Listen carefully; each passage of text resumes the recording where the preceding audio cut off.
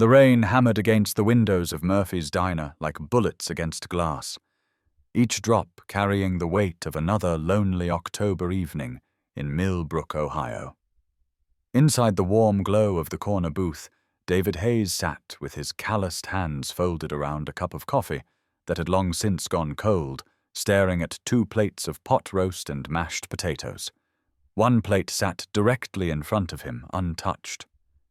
The other waited across the table in the seat that had remained empty for 3 years, 2 months, and 16 days. David was 38, though the lines around his blue eyes and the premature grey threading through his brown hair made him look older. His flannel shirt was clean but worn, the sleeves rolled up to reveal forearms marked by years of working under car hoods at Hayes Auto Repair. His hands told stories of rebuilt engines and scraped knuckles, but tonight they simply rested motionless on the scratched Formica table, as still as everything else in his life had become. The little red backpack still hung on the edge of the booth where Jake used to sit. Its fabric faded from 3 years of Friday night dinners. Jake Hayes had been 8 years old when the drunk driver ran the red light, slamming into the school bus with enough force to steal 3 innocent lives and shatter countless others. David's son had loved these Friday dinners at Murphy's, always ordering extra gravy and making elaborate plans for weekend adventures that would never come. Murphy's diner hadn't changed much since 1962, and that's exactly how the regulars liked it. Checkered linoleum floors stretched between red vinyl booths, while a vintage Wurlitzer jukebox played Patsy Cline and Johnny Cash for anyone willing to feed it quarters. The air was thick with the comforting aroma of apple pie cooling on windowsills, and coffee that had been brewing since dawn. Framed photographs of Millbrook's high school football teams decorated the walls, chronicling decades of small-town Friday night glory. Dolores Patterson had been waiting tables here for 27 years, and she'd learned to read her customers like well-worn menus. The 65-year-old grandmother with silver hair and knowing eyes had stopped asking David if someone was joining him after the first month. She'd simply bring 2 plates of pot roast, set them down without a word, and leave him to his grief. Some rituals were too sacred to disturb, even when they broke your heart to witness. Tonight felt heavier than usual. The 3rd anniversary was approaching, and David had spent the afternoon at the cemetery, sitting beside Jake's headstone and trying to remember the sound of his son's laughter. The memories were fading despite his desperate attempts to hold on to them, and that terrified him more than anything else. Jake had been everything to David after his wife left when the boy was only 3, claiming she wasn't cut out for motherhood or small-town life. David reached across the table and touched the strap of Jake's backpack, feeling the worn fabric beneath his fingertips. His son had been so proud of that backpack, decorated with dinosaur patches and filled with baseball cards, Pokemon figures, and the endless treasures that 8-year-olds considered priceless. The last conversation they'd had was about baseball practice, about whether David could make it to Saturday's game. He'd promised he would be there, cheering from the bleachers like always. The diner buzzed quietly around him with the comfortable murmur of Friday evening conversation. Couples shared dessert, families celebrated small victories, teenagers plotted weekend adventures. Life continued its relentless march forward, but David remained frozen in this booth, in this moment, ordering the same meal for a boy who would never grow older than 8. Before we continue, please tell us where in the world are you tuning in from? We love seeing how far our stories travel. Outside, the October storm showed no signs of letting up, battering the small town with sheets of rain that turned Main Street into a river of reflected neon. David watched the water streak down the window and wondered not for the first time if this weekly pilgrimage was healing or just another form of self-punishment. But then he'd look at that empty seat at Jake's backpack, hanging there like a promise, and know he couldn't stop coming. This was the only hour of the week when his son still felt real, when the crushing weight of loss lifted just enough to let him breathe. Tonight, as the storm raged outside and time moved like molasses around his booth, David Hayes had no idea that everything was about to change. The diner door opened with its familiar chime, bringing a gust of cold air and the sound of rain against concrete. David barely glanced up from his untouched plate until he heard the voice small and shaking with desperation. "Excuse me, my son is hungry. Can we stay here a while?" A young woman stood just inside the doorway, water dripping from her oversized coat onto the checkered floor. She was thin, too, thin with blonde hair escaping from a messy bun and pale skin that suggested too many sleepless nights. Her jeans were worn through at the knees, and her sneakers had seen better days. Behind her legs, a small boy peered out with wide green eyes, clutching a worn teddy bear against his chest. The child couldn't have been more than 6 years old, with sandy brown hair that needed cutting and clothes that hung loose on his small frame. His jacket was too big, probably bought from a thrift store, with the hope he'd grow into it, and his shoes had holes that let in the rain. But it was his eyes that stopped David's heart. Eyes that held a mixture of fear and hunger that no child should ever have to carry. Dolores approached them with the measured steps of someone who'd seen too much of life's harsh realities.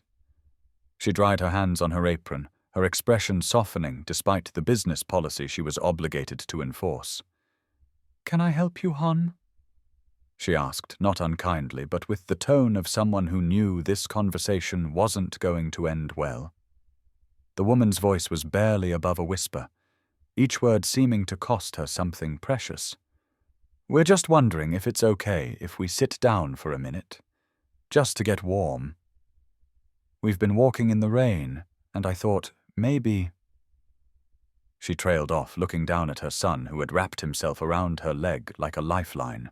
The boy was shivering, whether from cold or fear, David couldn't tell. Dolores glanced around the diner, her weathered face creased with sympathy. "This is a restaurant, sweetie. I'm afraid if you want to sit, you need to order something." "I know, I understand," the woman said quickly, her hands trembling as she reached into her coat pocket. We don't have— I'm sorry. We'll go." The defeat in her voice hit David like a physical blow. He'd heard that tone before in his own voice during the dark months after Jake's death, when he'd lost the auto shop temporarily, and wasn't sure how he'd pay for the funeral. That sound of pride cracking under the weight of desperate circumstances. David watched the boy look up at his mother. And something in those green eyes, the way they held both trust and terror in equal measure, made his chest tighten. The child was probably the same age Jake had been when David's wife left, old enough to understand that something was very wrong, but too young to comprehend the full scope of their situation. He stood up before his mind could catch up with his heart. "They're with me," David said, his voice carrying across the quiet diner. Both Dolores and the woman turned to stare at him in surprise. David felt every eye in the restaurant focus on him as he gestured toward his booth, toward the empty seat across from his untouched dinner. "Come sit down," he said gently, meeting the woman's disbelieving gaze. The woman hesitated, her arms instinctively tightening around her son. "We can't. We don't want to bother anyone." "You're not bothering anyone," David said. And something about the way he looked at the boy with recognition rather than pity seemed to convince her. She guided her son toward the booth on unsteady legs, water still dripping from their clothes. The boy slid into the seat across from David, his eyes immediately drawn to the plate of food that had been waiting there. He stared at it like it was a mirage, like touching it might make it disappear. David pushed the plate toward him without hesitation. "Go ahead." The boy looked at his mother, seeking permission. She nodded, her hand trembling as she touched his shoulder, and he picked up the fork with fingers that shook from more than just the cold. He began eating with the desperate intensity of someone who wasn't sure when his next meal might come, stuffing mashed potatoes into his mouth like he was afraid someone might take the plate away. The woman wiped her eyes with the back of her hand, leaving streaks in what David now realized was more than just rainwater on her cheeks. "Thank you," she whispered, her voice cracking. "We'll pay you back. I promise we will." David shook his head, watching the boy eat. "You don't owe me anything."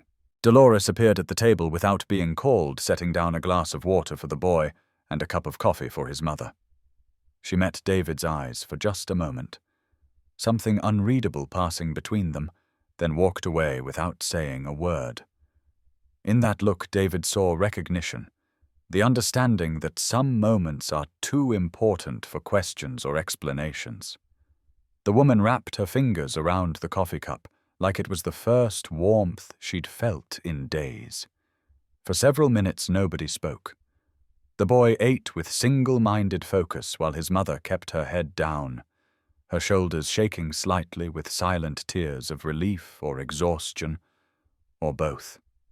David studied them, these strangers who had stumbled into his Friday night ritual, and felt something stir in his chest that wasn't the familiar ache of loss. When was the last time someone had needed him? Really needed him, the way this boy needed food and his mother needed hope. When the boy finally slowed down, his plate nearly clean, he looked up at David with eyes that were brighter now, less haunted. "Thank you," he said quietly, his voice barely audible above the diner's background noise. David's throat tightened. The boy's voice carried the same gentle cadence that Jake's had, the same polite uncertainty that came from being raised by a mother who'd taught him manners despite their circumstances. The woman reached across the table hesitantly, her hand hovering above David's before making contact. "I'm Sarah," she said. "Sarah Mitchell. And this is Tommy." David nodded, his voice thick when he responded. "David Hayes?" Sarah tried to smile, but it didn't quite reach her eyes. We're not usually like this. We just..." She trailed off, looking down at her hands, which David noticed bore the faint yellow traces of old bruises around the wrists. "Things got difficult," she continued. "We're trying to figure it out." David didn't ask for details. In the 3 years since Jake's death, he'd learned that some stories carried too much weight to be shared with strangers, no matter how kind their intentions. The bruises on Sarah's wrists told him enough. The careful way she positioned herself to keep an eye on both the door and the window spoke volumes about the life they'd been running from. "Where are you staying?" David asked instead. Though he suspected he already knew the answer. Sarah's face tightened almost imperceptibly. "We'll find somewhere. There's a shelter about an hour north of here. We just needed to wait for the rain to stop before we kept driving. That meant they were sleeping in their car if they even had one." David glanced at Tommy, who had finished eating, and was now leaning against his mother's side, his eyes growing heavy with the kind of exhaustion that came from too many nights without real rest. The boy looked so small, sitting there drowning in clothes that didn't fit, clutching his teddy bear like it was the only constant in a world that had turned upside down. David thought about Jake at that age, how his son had trusted so completely in David's ability to keep him safe, to make everything okay when storms came or monsters hid in closets. "How old are you, Tommy?" David asked gently. The boy held up 6 fingers, then added in a whisper, "I'll be 7 in December." Jake had been 7 when David had taught him to change a tire, when they'd spent a whole Saturday in the shop learning about engines and tools and the satisfaction of fixing things with your hands. Jake had been so proud that day, running grease-stained fingers through his hair and declaring himself David's best mechanic. "Do you like cars?" David found himself asking. Tommy's eyes lit up slightly. "I like big trucks, the ones with lots of wheels." 18-wheelers, David said. "I work on those sometimes, motorcycles too." "Really?" For the first time, Tommy's voice carried a note of excitement instead of just fear. Sarah watched this exchange with something approaching wonder, as if she'd forgotten that adults could talk to her son without impatience or irritation. David noticed how she relaxed slightly when Tommy engaged, how her protective posture softened when she realized David posed no threat. "Where are you folks from?" David asked, though he was careful to keep his tone casual, non-threatening. "Kentucky," Sarah said after a pause. outside of Lexington. But we can't. We needed to leave. The way she said it, the careful editing of whatever story lay behind those words, told David everything he needed to know about why they were running. He'd seen enough domestic violence cases when he'd served on the volunteer fire department to recognize the signs, the way Sarah startled at sudden movements, how she positioned herself between Tommy and any potential threat, the practiced efficiency with which she'd assessed the diner's exits upon entering. "I have a shop here in town," David said, making a decision that surprised him. "Hayes Auto Repair. There's a small apartment above it, nothing fancy, but it's dry and warm. You could stay there tonight, just until you figure out your next step." Sarah's eyes went wide, and for a moment she looked like Tommy had when he'd seen the plate of food, like she couldn't quite believe what was being offered. "We couldn't," she said automatically. "We couldn't impose like that." "It's not an imposition," David said firmly. "It's just an empty room that could use some company." He thought about the apartment above the shop, how he'd intended it as guest quarters when he'd first bought the building 15 years ago.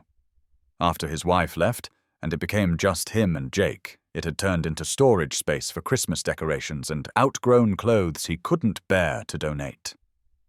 After Jake died, David had simply closed the door and tried to forget the room existed. Tommy had fallen asleep against his mother's shoulder, his small face peaceful in a way that suggested this was the first time in days he'd felt safe enough to truly rest.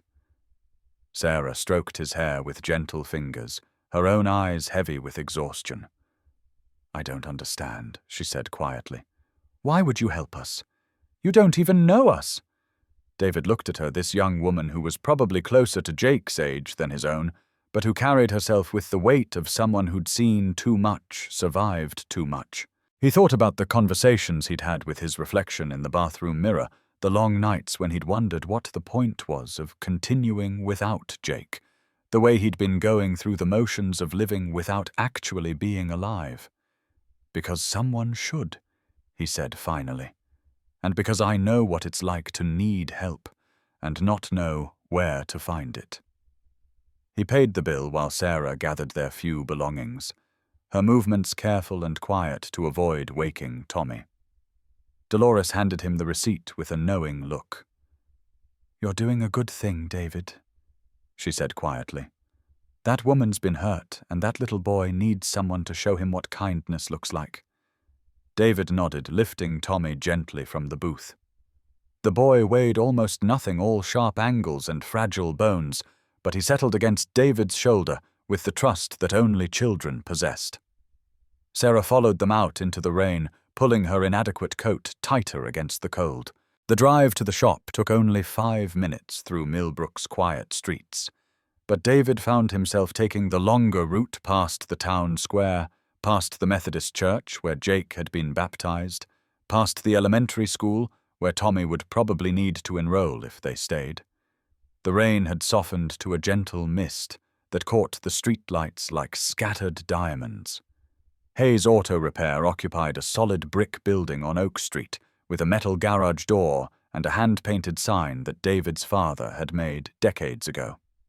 Inside, the familiar smells of motor oil and metal shavings welcomed them, along with the comforting presence of half-finished projects and tools organized with military precision. David led them through the shop, past the motorcycle he'd been rebuilding for months, past the workbench, where he'd taught Jake to sort screws and washers by size. The stairs to the apartment were narrow and steep, but they led to a surprisingly comfortable space with hardwood floors, large windows and furniture covered in dust sheets, like ghosts of a life once planned. "It's not much," David said, setting Tommy down on the couch. The boy didn't wake up. Sarah stood in the doorway looking around the room as if she still couldn't believe this was happening. The apartment was simple but clean, with a kitchenette in one corner and a bedroom that David had optimistically furnished years ago. Sunlight would stream through the windows in the morning, and the radiator knocked with a rhythm that was somehow comforting rather than annoying.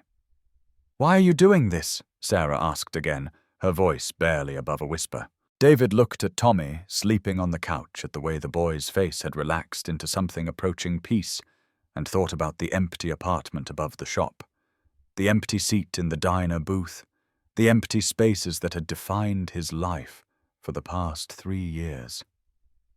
"Because maybe we all need saving," he said. Sarah stood motionless in the center of the apartment, her arms wrapped around herself as if she were still cold despite the warmth radiating from the old radiator. David watched her take in the space with the careful assessment of someone who'd learned not to trust sanctuary too quickly. Her eyes catalogued the exits, the sight lines to the street, the potential hiding places. It was a heartbreaking display of survival instincts that no mother should have to possess. "There are clean sheets in the bedroom closet," David said, quietly, not wanting to wake Tommy. "Towels in the bathroom. The heat should warm things up in about 20 minutes. He pulled a set of keys from his pocket and placed them on the kitchen counter. "These are for you. Front door of the shop back entrance and this apartment. Use them as long as you need to." Sarah stared at the keys like they were something foreign and incomprehensible. "I don't understand why you're trusting us. How do you know we're not dangerous? How do you know I won't steal from you or—" "Are you planning to?" David asked gently. "No," she said quickly. "No, of course not, but—" "Then we don't have a problem." David moved to the kitchen and began opening cabinets revealing basic supplies that had been gathering dust for years. Canned soup, crackers, instant coffee, the remnants of a life he'd planned to live but never quite managed to begin. "There's not much here, but it'll get you through tonight. Tomorrow we can figure out groceries." "We can't stay past tonight," Sarah said, though her voice lacked conviction. "We need to keep moving." David paused in his inventory of the pantry. "Where to? I don't know yet. Somewhere far enough away that he can't find us." How far is far enough? The question hung in the air between them. Sarah's silence was answer enough. They both knew that in the age of social media and instant communication, there was nowhere far enough for someone truly determined to cause harm. Tommy stirred on the couch, mumbling something in his sleep about dinosaurs and trucks. Sarah immediately moved to his side, her hand gentle on his forehead, checking for fever out of habit born from nights in car seats and uncertainty about tomorrow's meals. "He's been having nightmares," she admitted quietly. "About him finding us. About what he might do if he does." David didn't ask who him was. The bruises on Sarah's wrists, the way she flinched at sudden sounds, the practiced escape they were clearly making, all painted a clear enough picture. He thought about his own nightmares, the ones where he arrived at the accident scene in time to save Jake, the ones where he woke up reaching for a son who would never reach back. "This place is hard to find if you don't know where to look," David said. "Millbrook's not on most maps, and the shop's at the end of a dead-end street. You'd have to be looking specifically to end up here." Sarah glanced toward the windows which faced the quiet residential street behind the shop, rather than the main road. "How long have you lived here?" "I don't live here. I have an apartment on the other side of town. This place was supposed to be for guests, but I never had many of those." David ran his hand along the back of a chair that hadn't been sat in for years. "My son used to come here sometimes when I worked late. He'd do his homework at that table while I finished up in the shop." "Used to." Sarah's voice was careful, gentle. "He died 3 years ago. Car accident." The words came out easier than they had in months, perhaps, because sharing tragedy with someone who understood loss felt different than explaining it to people who meant well but couldn't truly comprehend. Sarah's expression shifted to something David recognized, the particular sympathy of someone who'd lost a child. "I'm so sorry. How old was he?" 8. His name was Jake. "I lost a daughter," Sarah said quietly. "Before Tommy. She was born too early, lived for 3 days. Her name was Emma." They stood in the gentle light of the apartment, two people who'd been broken by loss in different ways, understanding passing between them without need for explanation. David thought about the cosmic cruelty of parents burying children of love that continued beyond death, of the particular kind of emptiness that no well-meaning advice could fill. "That's why you're helping us," Sarah said, and it wasn't a question. Maybe David admitted. Or maybe it's just the right thing to do. Tommy woke, gradually blinking up at the unfamiliar ceiling with the confusion of a child who'd been moving too much to establish any sense of home. When he saw his mother and David talking quietly nearby, his face relaxed into something approaching security. "Mom." His voice was sleepy and small. "We're safe, baby," Sarah said, moving to sit beside him on the couch. "This is Mr. David's place. He's letting us stay here tonight." Tommy looked around the apartment with 6-year-old curiosity, taking in the covered furniture and the way late evening light slanted through the windows. "It smells like the garage where we got our car fixed that time. That's because it's above Mr. David's shop," Sarah explained. "He fixes cars and motorcycles." "Could I see them sometime?" Tommy asked, directing the question to David, with the hopeful expression of a child who'd learned to expect disappointment, but hadn't quite stopped hoping. "If your mom says it's okay, sure." Sarah's smile was the first genuine one David had seen from her. "We'll see. First, we need to get you into some dry clothes and into bed." David made his excuses and headed toward the door, but Sarah's voice stopped him at the threshold. "David."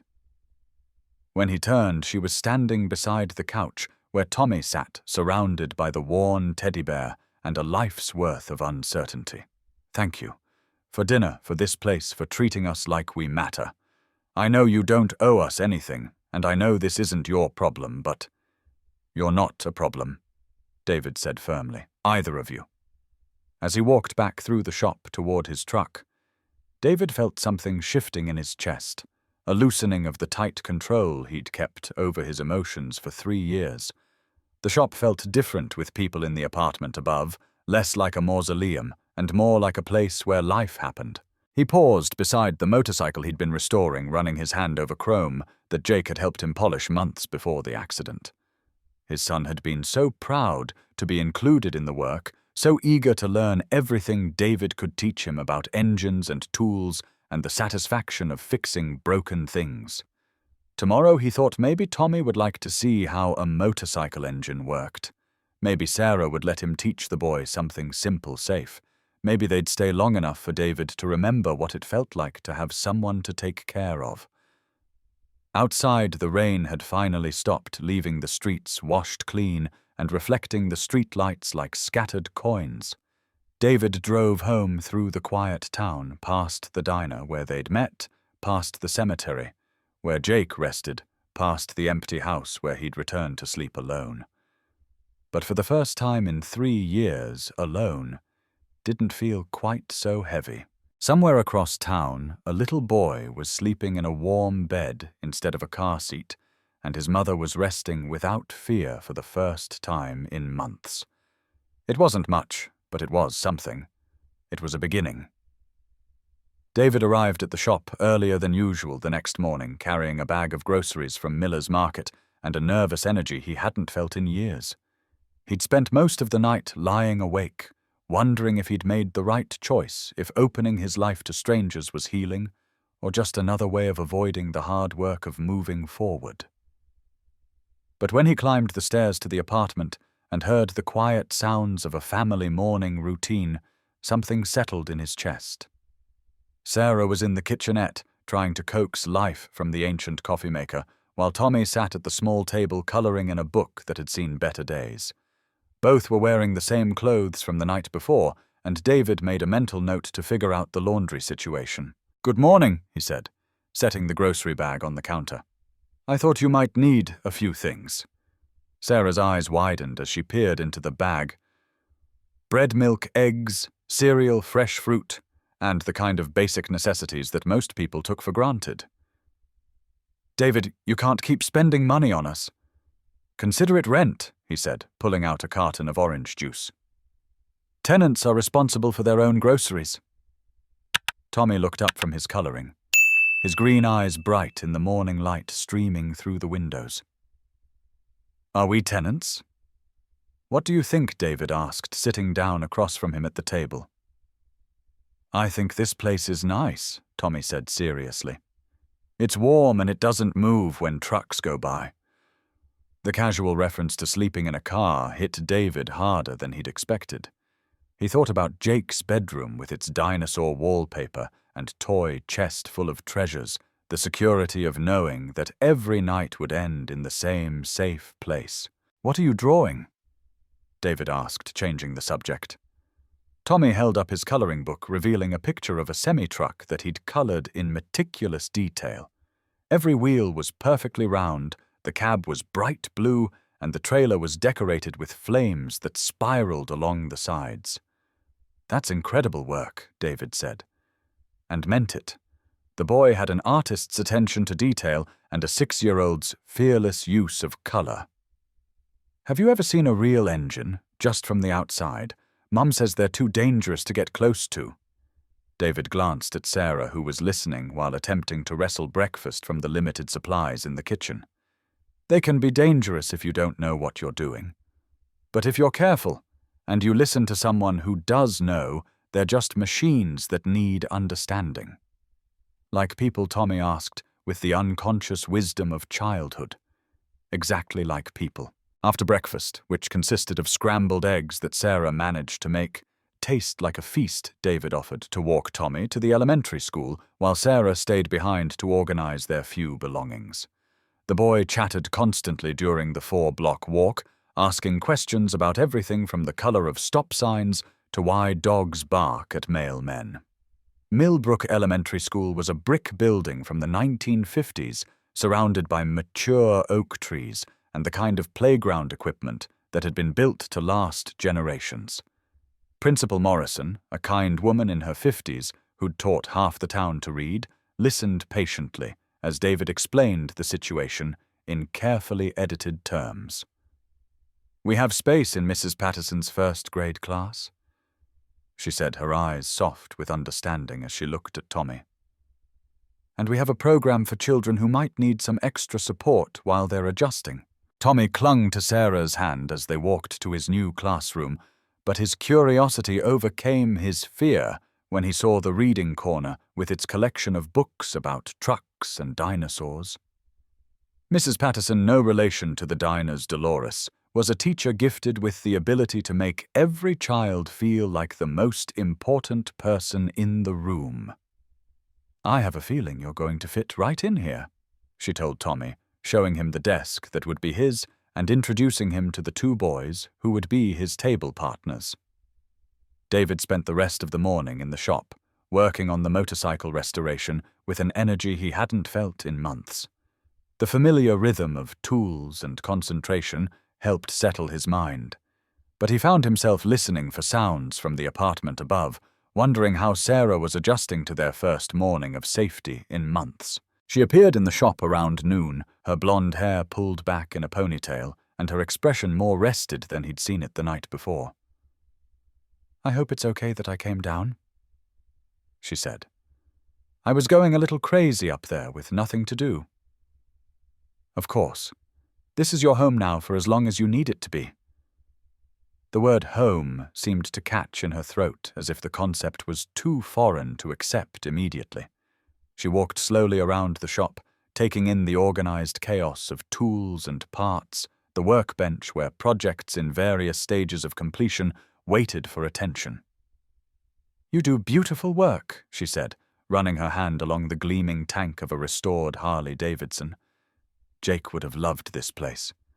David looked up from the carburetor he was rebuilding. Jake. My ex-husband, Sarah said quietly. Tommy's father. He used to work on motorcycles before. She trailed off her hand unconsciously, moving to her ribs. You don't have to talk about it if you don't want to. I want to, she said, surprising them both. I think I need to. She perched on a stool beside the workbench, her fingers worrying at the sleeve of her sweater. We were happy at first. He was funny and charming, and he made me feel like I was the most important thing in his world. But after Emma died, everything changed. He started drinking more, blaming me for what happened, getting angry about things that never bothered him before. David continued working while she talked. Understanding that movement made difficult conversations easier sometimes. The first time he hit me, he cried afterward, said he was sorry that it would never happen again, that he was just hurting so much about losing Emma. And I believed him because I wanted to believe him. But it did happen again. Many times. And when Tommy got old enough to understand what was happening, when he started flinching when Jake raised his voice, I knew I had to get us out. David set down his tools and looked at her directly. How long were you planning to leave? 2 years? It took me 2 years to save enough money for gas and food for a few days. He monitored everything, the bank account, my phone, where I went. But I had a friend at work who helped me hide cash, little by little. Where does he think you are now? Sarah's expression darkened. He probably thinks I'm dead in a ditch somewhere, which might be preferable to what he'd do if he found us alive. The casual way she said it, the matter-of-fact acceptance of violence as a possible outcome, made David's hands clench around his wrench. He thought about Tommy's bright smile that morning, the way the boy had colored so carefully, and felt a surge of protective anger that surprised him with its intensity. When they picked Tommy up from school that afternoon, the boy was practically vibrating with excitement. He'd made friends with a classmate named Marcus, who shared his love of dinosaurs and misses. Patterson had read a book about construction vehicles that Tommy wanted to hear again. "Can we get that book?" he asked, as they walked back to the shop. "Marcus says the library has lots of books about trucks." "We can go to the library this weekend," David heard himself saying. "They have a whole section for kids." Sarah looked at him with surprise and gratitude, and David realized he was making plans for a future that included them. The thought should have terrified him, but instead it felt like the first deep breath he'd taken in 3 years. October in Millbrook brought the kind of weather that postcards were made of, with maple trees exploding into shades of gold and crimson that transformed the small town into something approaching magic. David found himself looking forward to each day in a way he'd forgotten was possible, anticipating Tommy's stories from school and Sarah's gentle presence in the shop. Sarah had taken a job at Murphy's Diner, working the morning shift with Dolores, who'd hired her on the spot after learning she could manage the complex orders of truck drivers passing through on Route 34. The work wasn't glamorous, but it gave Sarah the independence she craved and the confidence that came from earning her own money. "She's good with people," Dolores told David one afternoon when he stopped by for coffee. "Remembers how everyone likes their eggs, never gets flustered when the lunch rush hits. And that boy of hers is welcome here any time after school." Tommy had indeed become a fixture at the diner, sitting in the back booth doing homework, while his mother worked charming the regular customers with his endless questions about their jobs and families. The elderly farmers who gathered for coffee each morning had adopted him as an unofficial grandson, teaching him card games and sharing stories about the days when Millbrook was nothing but farmland and dreams. Halloween approached like a holiday David had forgotten existed. For 3 years he'd ignored the costume displays in store windows and the excited chatter of children planning their trick-or-treat routes. But Tommy's enthusiasm was infectious, and David found himself genuinely caring about helping the boy choose the perfect costume. "I want to be a mechanic," Tommy announced over dinner one evening in the apartment. "Like you, David, with the blue shirt and the tools and everything." Sarah laughed, the sound lighter than David had ever heard it. "I think we can manage that." They spent the following Saturday afternoon at Millbrook's small downtown area, visiting the second-hand shop and the hardware store to assemble Tommy's costume. David found a child-sized work shirt at Murphy's 5 and Dime, while Sarah altered it to fit Tommy's small frame. From his own tool collection, David selected a small adjustable wrench and a screwdriver that Tommy could safely carry. "Now you look like a real mechanic." David said as Tommy admired himself in the apartment's mirror. The boy beamed with pride, adjusting his tool belt with the seriousness of someone preparing for important work. Halloween night brought trick-or-treaters to Millbrook's quiet neighborhoods, and David realized he hadn't bought candy in 3 years. Sarah rescued the situation with a quick trip to the grocery store, returning with enough chocolate bars and gummy bears to satisfy the costumed children who ventured down Oak Street. "Are you sure you don't mind staying here and handing out candy?" Sarah asked as they prepared to take Tommy on his rounds. "You could come with us." David considered the offer, imagining himself walking the familiar streets with a family that wasn't his, but felt increasingly important to him. The thought was both appealing and terrifying. "I'll hold down the fort here," he said, "but maybe next year." The phrase hung in the air between them, an acknowledgement that David was thinking in terms of future Halloweens, future celebrations, a future that included them. Tommy's excitement was boundless as they prepared to leave. He'd practiced his trick-or-treat and thank you until they were perfectly polite, and he'd studied David's tool belt until he could name every implement correctly. "I'm going to tell everyone I'm David's helper," Tommy announced, adjusting his costume one final time. The casual possessiveness in the statement, the way Tommy claimed a connection to David, as if it were the most natural thing in the world, made something warm spread through David's chest. They returned an hour later with Tommy's pillowcase half full of candy and stories about the neighbors who'd admired his costume. "Mrs. Chen said I looked exactly like a real mechanic," Tommy reported, showing David each piece of candy as if it were treasure. "And Mr. Peterson said you taught me well." David helped Tommy sort his candy into categories while Sarah made hot chocolate in the kitchen. The domestic normalcy of it, the way they moved around each other in the small space like they'd been doing it for years, felt both strange and perfectly natural.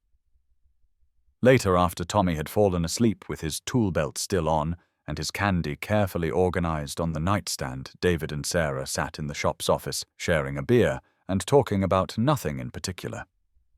"He adores you," Sarah said quietly, watching through the window as late trick-or-treaters made their way down the street. "The feeling's mutual," David admitted. "He's a special kid. He's never had a positive male figure in his life before. His father was either absent or angry, never the kind of man who'd spend a Saturday helping him build a costume or teaching him about engines. David thought about his own father, a mechanic who'd taught him that work was something to take pride in, that treating people fairly was more important than maximizing profit, that a man's worth was measured by how he treated those who couldn't help him in return. "Every kid deserves someone who believes in them," David said, "and every mother deserves someone who sees her child as more than a burden or an inconvenience." The weight of that statement settled between them. David understood that Sarah wasn't just talking about Tommy's relationship with his biological father, but about her own experiences with men who saw children as obstacles to overcome rather than blessings to cherish. "Tommy's not a burden," David said firmly. "Neither are you." Sarah looked at him with an expression he couldn't quite read. "You say that now, but you haven't seen him have a nightmare about his father finding us. You haven't had to hold him while he cries because he misses the home we had to leave behind, even though that home wasn't safe. Then I guess I'll learn how to do those things too." The promise was out before David could stop it, a commitment that went far beyond temporary shelter and meals. Sarah stared at him in the dim light of the office, her eyes bright with something that might have been tears or might have been hope. "David," she said softly, "I need you to understand something. We can't stay here forever. Eventually Jake will find us, or we'll have to move on for some other reason. I can't let Tommy get attached to you if you're going to disappear from his life. What if I don't want to disappear?" The question hung between them, loaded with implications neither was quite ready to examine fully. David thought about the empty years since Jake's death, the way he'd been going through the motions of living without actually participating in life. These weeks with Sarah and Tommy had awakened something in him he'd thought died with his son. I can't promise forever, David said carefully. Nobody can promise that. But I can promise that as long as you'll let me, I'll be here. For both of you. Sarah reached across the desk and took his hand, her fingers warm against his calloused palm. That's all anyone can promise, isn't it? To be here as long as we can.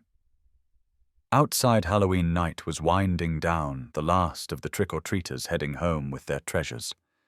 Inside the shop, two adults who'd learned that life was fragile and precious were making promises they hoped they could keep building something that felt increasingly like family with every passing day.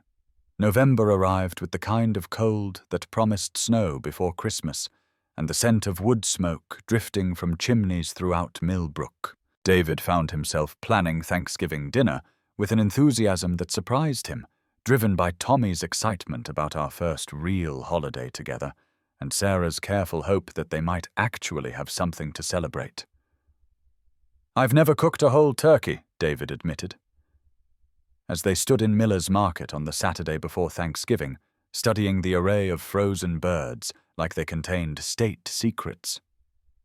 "I have, but not for 3 years," Sarah replied, hefting a 14-pound turkey and checking the cooking instructions. "My grandmother taught me before she passed.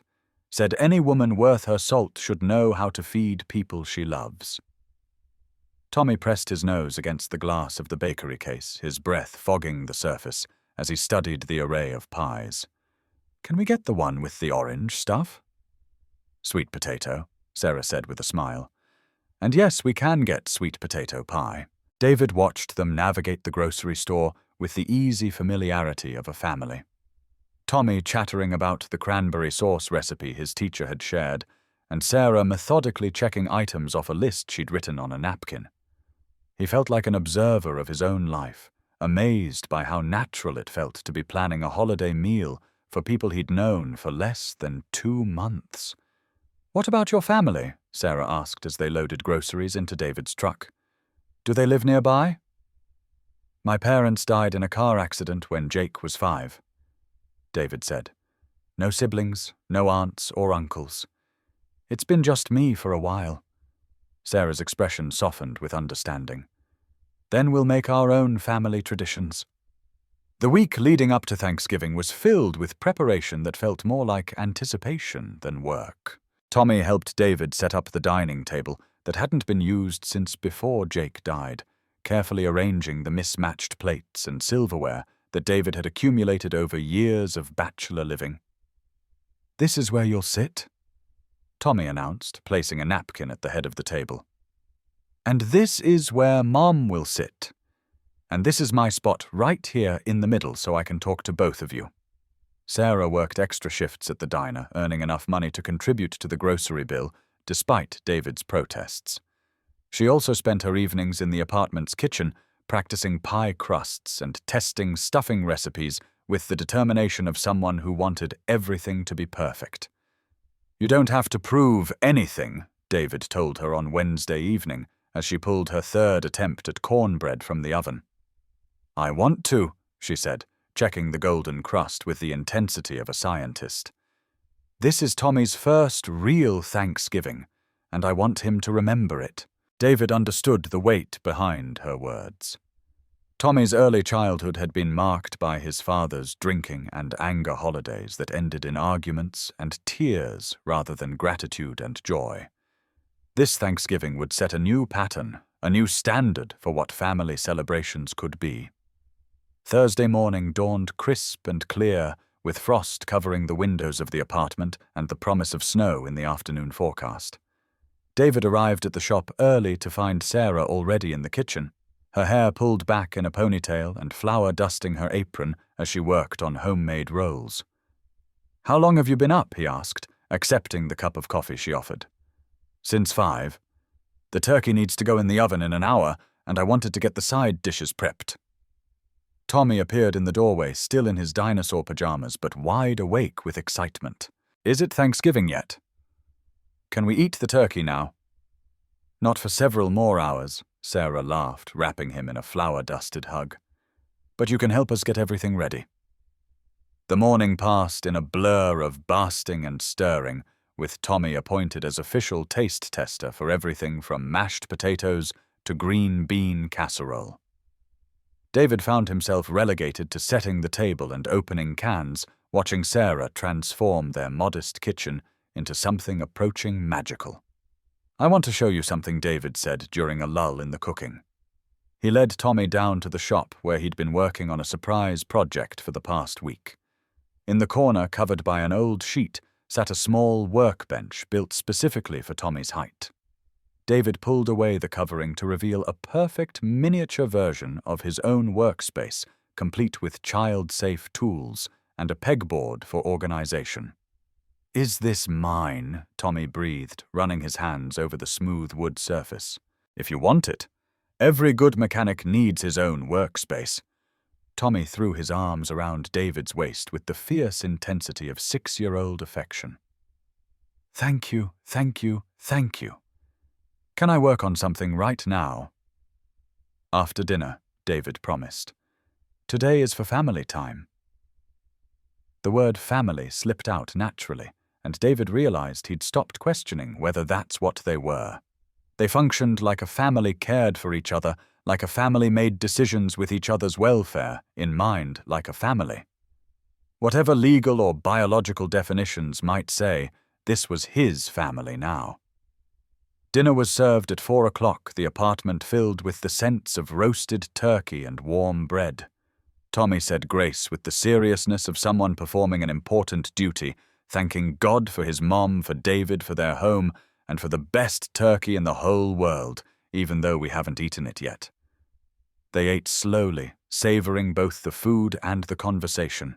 Tommy regaled them with stories from school, including a detailed account of the Thanksgiving play where he'd been cast as a turkey and had forgotten his lines, but improvised a dance that brought down the house.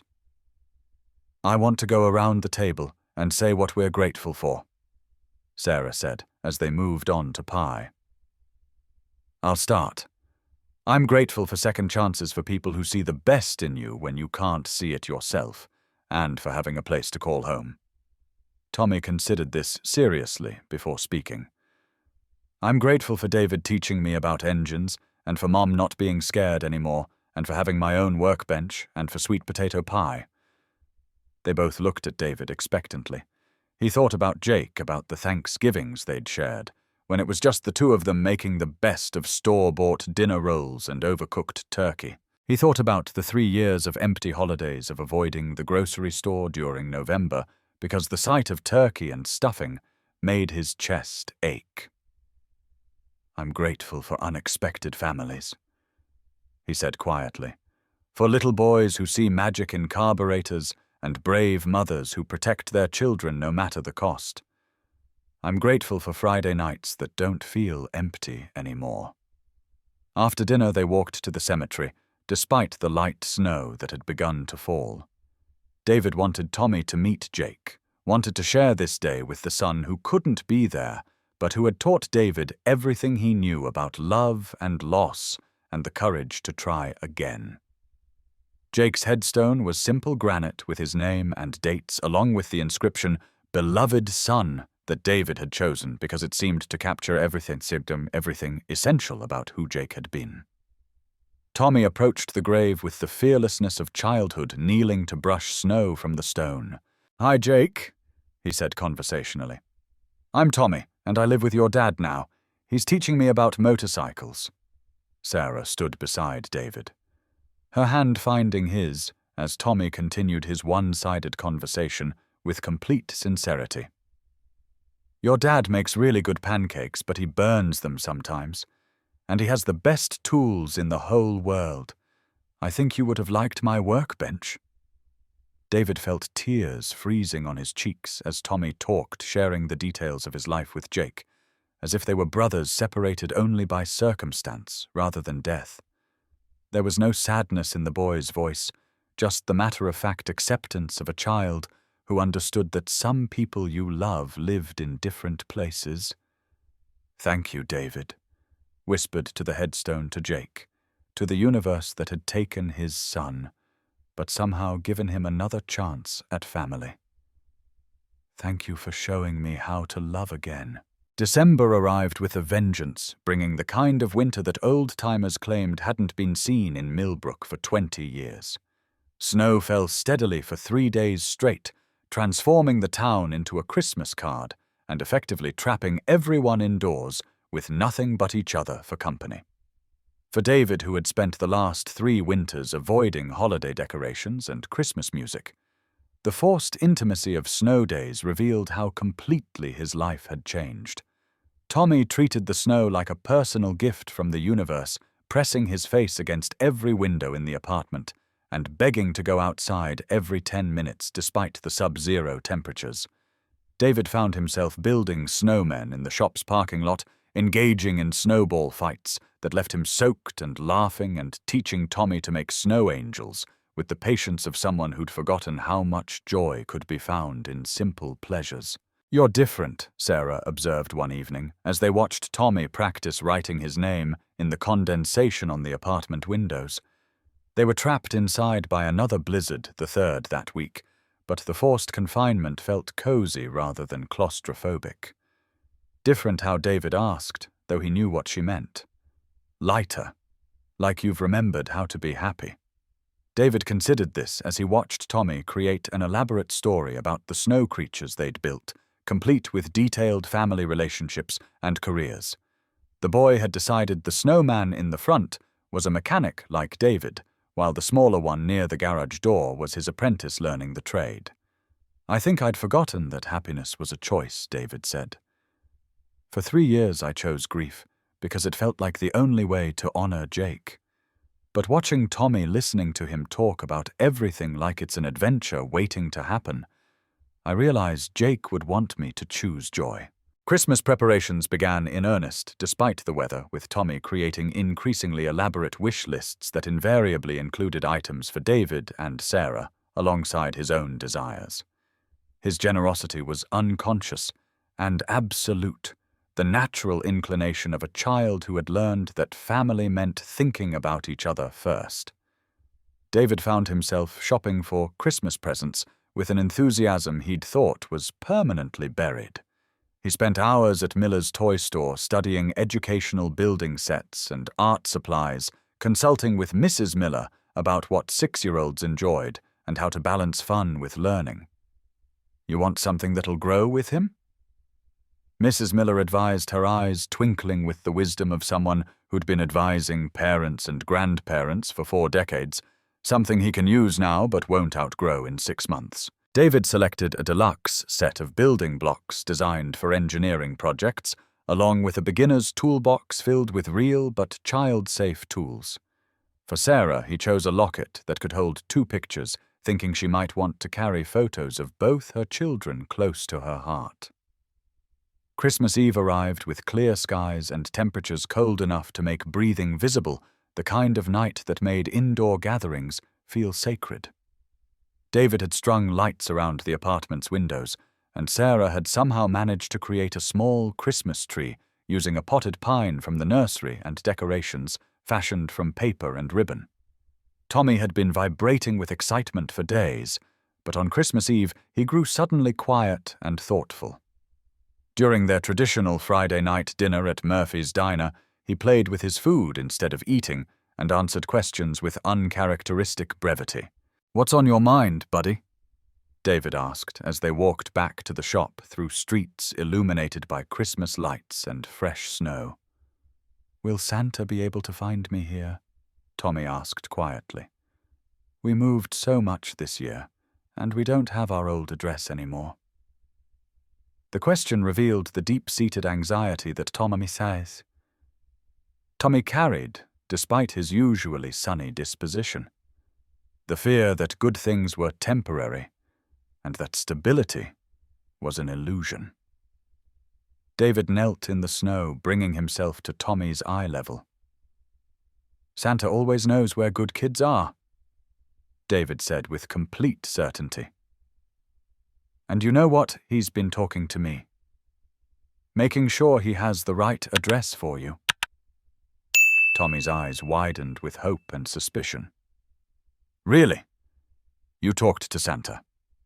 Absolutely. He wanted to make sure you were settled and happy, and I told him you were the best kid in Millbrook.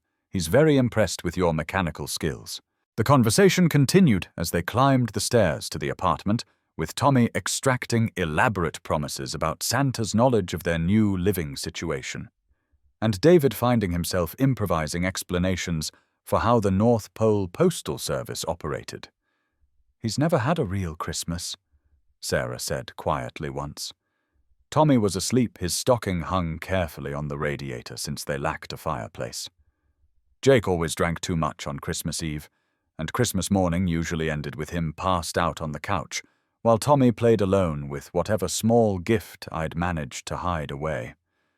David thought about his own Christmas mornings with Jake, the elaborate treasure hunts and pancake breakfasts, the way his son would wake him before dawn, with excitement that was infectious even at 5 a.m. This year will be different, David promised. Christmas morning dawned crisp and bright, with Tommy waking the entire household at 6 a.m. with shouts of excitement about Santa's visit. David had stayed late the night before arranging presents under the small tree, transforming the modest apartment into something approaching magical. Tommy's joy was boundless and uncomplicated, approaching each gift with reverence before carefully unwrapping it and exclaiming over every detail. The building set and tools were examined with the intensity of an engineer studying blueprints, while a new set of art supplies prompted immediate plans for drawings he would create. But it was the gifts Tommy had made for David and Sarah that brought tears to adult eyes.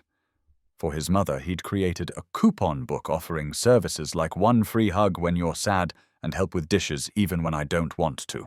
For David, he'd drawn a picture of the 3 of them working in the shop together with detailed labels identifying each tool and a banner across the top reading David's best helper. This is going on the office wall, David said, studying the careful crayon work with the appreciation usually reserved for museum pieces.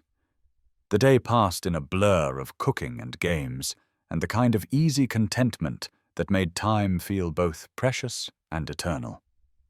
They watched Christmas movies while snow fell outside, built elaborate constructions with Tommy's new blocks, and shared a dinner that featured Sarah's first successful attempt at roast beef. As evening approached and Tommy began to wind down from the excitement of the day, David found himself sitting beside the Christmas tree with a contentment he'd thought was lost forever. Sarah was in the kitchen cleaning up, humming Christmas carols under her breath, while Tommy played quietly on the floor with his new tools. "This is the best Christmas ever," Tommy announced with the certainty of someone making an important declaration. "I think you're right," David agreed, and realized he meant it completely. Outside, Millbrook slept under a blanket of snow, peaceful and still. Inside the apartment above Hayes Auto Repair, a family that had been assembled from broken pieces was learning that love came in many forms, that healing happened gradually, and that sometimes the most perfect gifts were the ones you never knew you needed. January brought a cold snap that froze the pipes in half of Millbrook and sent everyone scurrying indoors, except for the essential workers who kept the town functioning. David was grateful for the steady work that winter breakdowns brought to the shop, but he noticed Sarah's increased anxiety as the days grew shorter and the isolation more complete. It started with small things. Sarah would pause while washing dishes, her hands stilled in the soapy water as she stared out the kitchen window at nothing in particular. She'd check the locks on both the shop door and the apartment entrance multiple times each evening, her movements careful and deliberate. When Tommy asked why she was being so careful, she'd smile and say she was just making sure they stayed warm, but David recognized the signs of someone who'd learned to be constantly vigilant. "Bad dreams?" he asked one morning when he found her nursing coffee at 5 a.m., dark circles under her eyes, suggesting another sleepless night. "Just restless," she said, but the way she avoided his eyes told a different story. The first concrete sign of trouble came on a Tuesday afternoon when David was working late on a transmission rebuild. Tommy was at his small workbench carefully sorting screws by size, while chattering about his day at school, when Sarah burst through the shop door with an urgency that made both of them look up immediately. "There was a man at the diner today," she said without preamble, her face pale and her hands trembling slightly. "Asking questions about me and Tommy." David set down his wrench and gave her his full attention. What kind of questions? Whether anyone had seen a blonde woman with a 6-year-old boy. He said he was looking for his wife and son who'd gone missing from Kentucky. Described us perfectly. Tommy had stopped sorting screws, his young face clouded with confusion and the beginning of fear. David noticed how the boy unconsciously moved closer to his workbench, seeking the comfort of familiar territory. "Did he give a name?" David asked, though he suspected he already knew the answer. "Jake Porter. Told Dolores he was driving through town, checking every diner and gas station between Lexington and Cleveland." Sarah's voice dropped to barely above a whisper. "Dolores didn't say anything about us, but he left his phone number and asked her to call if anyone matching our description showed up." David felt something cold settle in his stomach. He'd hoped that Jake Porter would eventually give up his search, that the difficulties of tracking someone across state lines would discourage him. But men who beat their wives and terrorized their children rarely gave up easily, especially when their control was challenged. "What else did Dolores tell you?" David asked. "She said he seemed nice enough on the surface, charming even, but something about him made her uncomfortable. The way his smile never reached his eyes, how he kept looking around like he was memorizing details." David recognized the description. Abusers were often skilled at presenting themselves as reasonable, concerned family members to strangers, saving their violence for private moments when there were no witnesses to contradict their version of events. Tommy had been listening with the intense focus of a child, trying to understand adult conversations that directly affected his safety. "Is my dad looking for us?" he asked quietly. Sarah knelt beside his workbench, her hands gentle on his shoulders. "Maybe, sweetheart. But we're safe here with David, and we're going to make sure you stay safe. But what if he finds us?" Tommy's voice was small, and David could see the fear that he'd worked so hard to overcome creeping back into the boy's expression. "Then we'll deal with it," David said firmly. "All three of us together." That evening, David installed additional locks on both the shop door and the apartment entrance, along with a security system that would alert his phone if anyone entered the building after hours. He also had a frank conversation with Pastor Williams about keeping an eye out for strangers asking questions about Sarah and Tommy. "That family's been through enough," Pastor Williams said, when David explained the situation in carefully edited terms. "I'll put the word out to keep watch without making it obvious. Millbrook takes care of its own." The support was comforting, but David knew it wouldn't be enough if Jake Porter was truly determined to find them. Men like that had a way of being resourceful when it came to tracking down the people they considered their property. Sarah's anxiety increased exponentially over the following days. She jumped at unexpected sounds, checked and rechecked the locks, and started keeping a bag packed with essential items just in case. Tommy noticed his mother's fear and began exhibiting his own signs of stress, losing his appetite and having difficulty sleeping. "We should leave," Sarah said one evening as they sat in the apartment after Tommy had finally fallen asleep.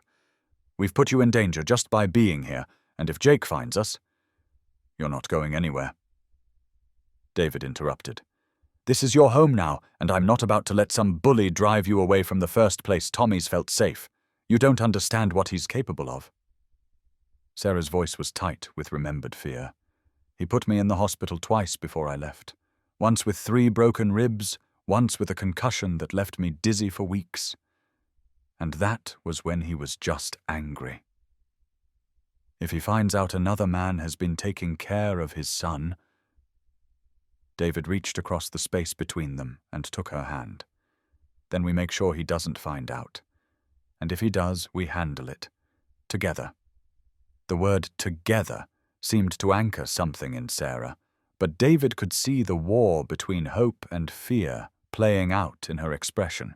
She'd learned to expect the worst from the men in her life, and trusting that David would be different required more faith than she'd been able to afford for years.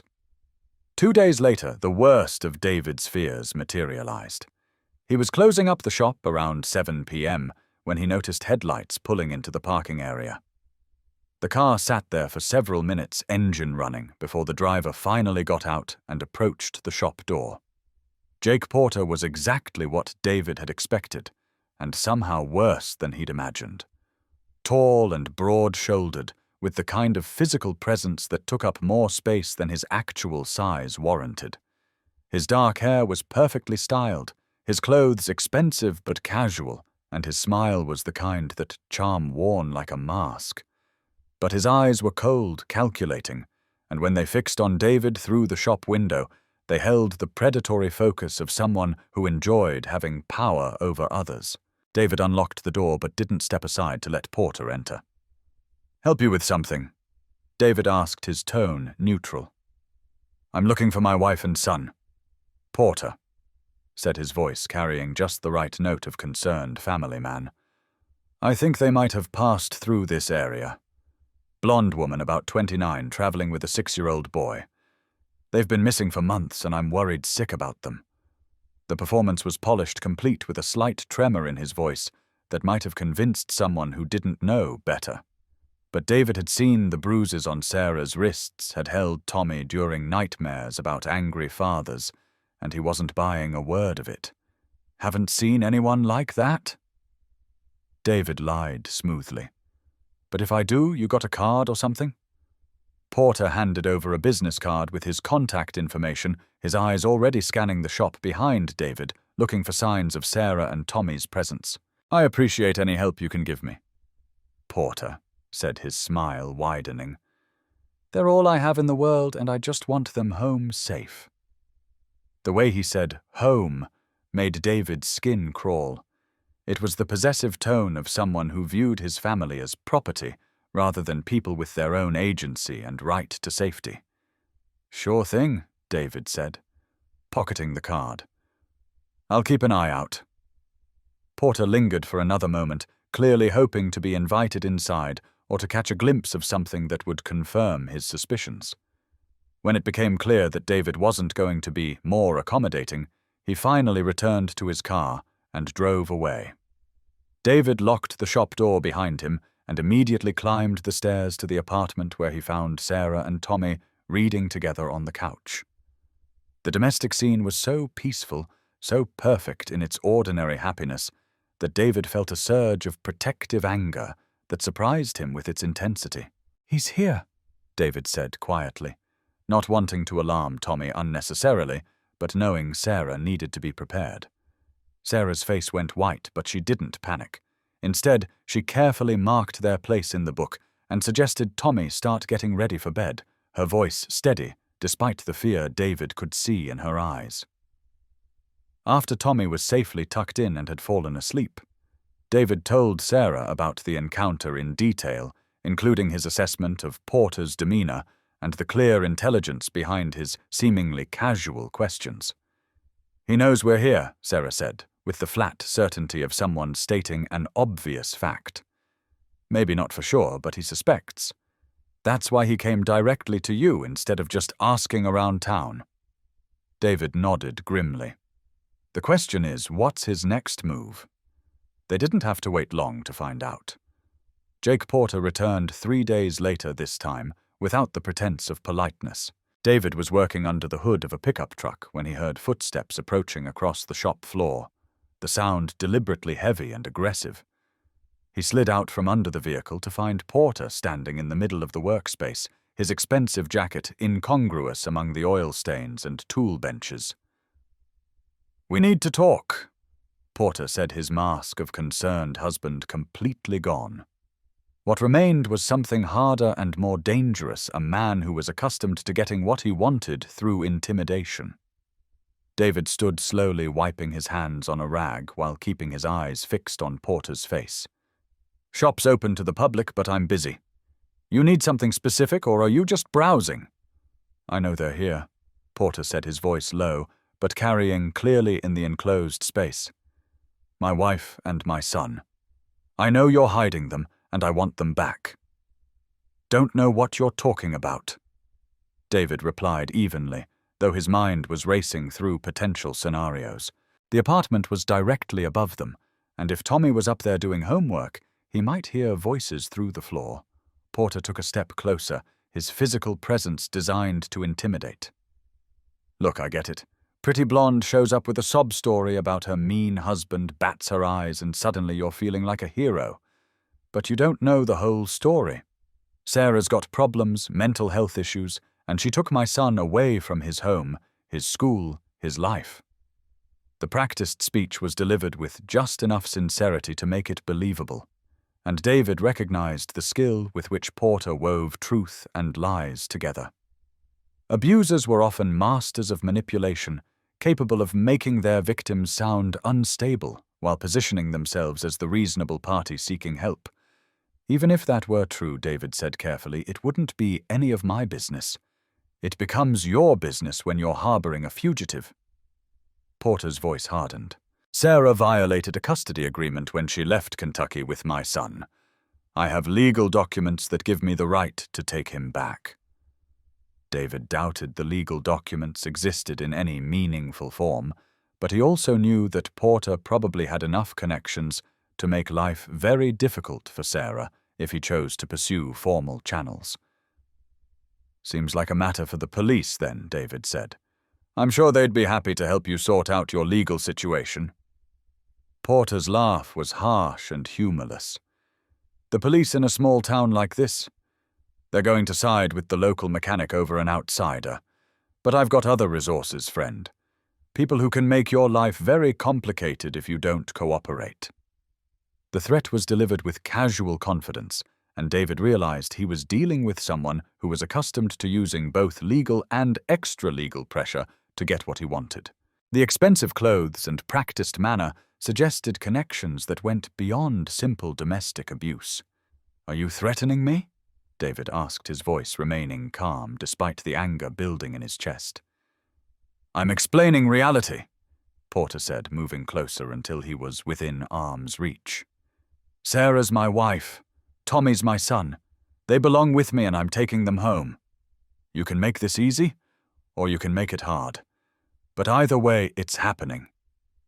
David saw the punch coming a split second before it landed Porter's right hand, moving in a practiced arc toward his face. David managed to turn slightly, taking the blow on his cheek rather than his nose, but the impact still sent him staggering backward into the pickup truck. Nothing personal, Porter said, flexing his fingers as if the punch had been a casual gesture. But you needed to understand how serious I am about this. David touched his cheek, feeling the heat that would soon become a bruise, and made a decision that surprised him with its clarity. He'd spent 3 years avoiding conflict, withdrawing from life, letting grief make him passive. But watching Porter's casual violence, knowing that Sarah and Tommy were upstairs, possibly listening to this conversation, he felt something wake up inside him that he'd thought died with Jake. Your turn's over, David said quietly, pushing himself away from the truck. Porter was bigger and probably stronger, but David had spent 20 years doing physical labor, and his reflexes were sharpened by years of working with dangerous machinery. When Porter swung again, David was ready. He caught the bigger man's arm, used his momentum against him, and drove him backward into the workbench with enough force to send tools clattering to the floor. The fight that followed was brief, but vicious. Porter fought with the calculated aggression of someone who was used to intimidating opponents with size and sudden violence. David fought with the desperate intensity of someone protecting his family. Every blow motivated by thoughts of Tommy's nightmares and Sarah's trembling hands. When it was over, Porter was on the floor with a bloody nose, and David was standing over him with scraped knuckles and a split lip that would match his bruised cheek. "Get up and get out," David said, his voice steady, despite the adrenaline coursing through his system. Porter struggled to his feet, his expensive jacket torn and his perfect hair disheveled. But instead of looking defeated, he seemed almost pleased, as if David's resistance had confirmed something he'd been hoping to prove. "This isn't over," Porter said, wiping blood from his nose with the back of his hand. "You just made this a lot more complicated than it needed to be." "Yeah, well, complicated's what I do for a living," David replied. After Porter left, David locked the shop door and climbed the stairs to the apartment, where he found Sarah standing at the window with Tommy pressed against her side. Both of them looked pale and frightened, and David realized they'd heard everything. "He hit you," Tommy said, his young voice tight with concern as he stared at David's bruised face. "I'm okay, buddy," David said, kneeling down to Tommy's level. "And I'm not going to let anything happen to you or your mom." But even as he made the promise, David wondered if he'd be able to keep it. Porter had the confidence of someone who was used to getting what he wanted, and his parting words suggested that direct confrontation was just the beginning of his campaign to reclaim what he considered his property. "We have to leave," Sarah said that evening after Tommy was asleep, her voice heavy with resignation. "He's not going to stop, and I won't let him hurt you because of us." "You're not leaving," David said firmly. "This is your home. Tommy's school is here, your job is here, your life is here. We're not going to let him drive you away from the first place you felt safe." Sarah looked at him with an expression that mingled gratitude with despair. "David, you don't understand what you're up against. Jake has money connections, and he doesn't care who gets hurt as long as he gets what he wants. He'll find ways to make your life miserable until you give up and tell him where we are. Then we'll make sure he doesn't get the chance," David said. He spent the next morning making phone calls. First to Pastor Williams, asking him to coordinate informal neighborhood watch efforts. Then to Dolores at the diner, making sure she understood that Jake Porter wasn't a concerned father, but a dangerous man who posed a threat to Sarah and Tommy. Finally to Maria Santos, a family law attorney in the county seat who specialized in domestic violence cases. "Legally, your position is complicated," Maria explained during their phone consultation. "If there's no formal custody agreement and no record of domestic abuse, it becomes he said, she said. But if we can document his threatening behavior, establish a pattern of harassment, we might be able to get a restraining order. What about the jurisdiction issue? He's claiming she violated Kentucky law by bringing Tommy across state lines. That's more complicated. If he files the right paperwork in Kentucky, he could potentially get local authorities to cooperate with extradition proceedings. But that takes time and documentation that he might not have." David hung up, feeling like they were building a legal wall with tissue paper, but at least they were building something. The next phase of Porter's campaign began that evening with a visit from the Millbrook Police Department. Officer Patricia Chen, Mrs. Chen's daughter-in-law and one of only 3 full-time officers in town, arrived at the shop with the careful neutrality of someone who didn't want to be there, but had official duties to perform. "I've got a complaint about a disturbance here yesterday," she said. Her tone professional, but not unsympathetic. "Man named Jake Porter says you assaulted him when he came looking for his missing wife and child." David invited her into the shop, where the evidence of their fight was still visible in the scattered tools and overturned equipment. "He swung first," David said simply. "I just finished it." Officer Chen nodded, making notes in her report. "That's what I figured when I saw his face. Man's got 2 black eyes and a nose that's definitely been rearranged.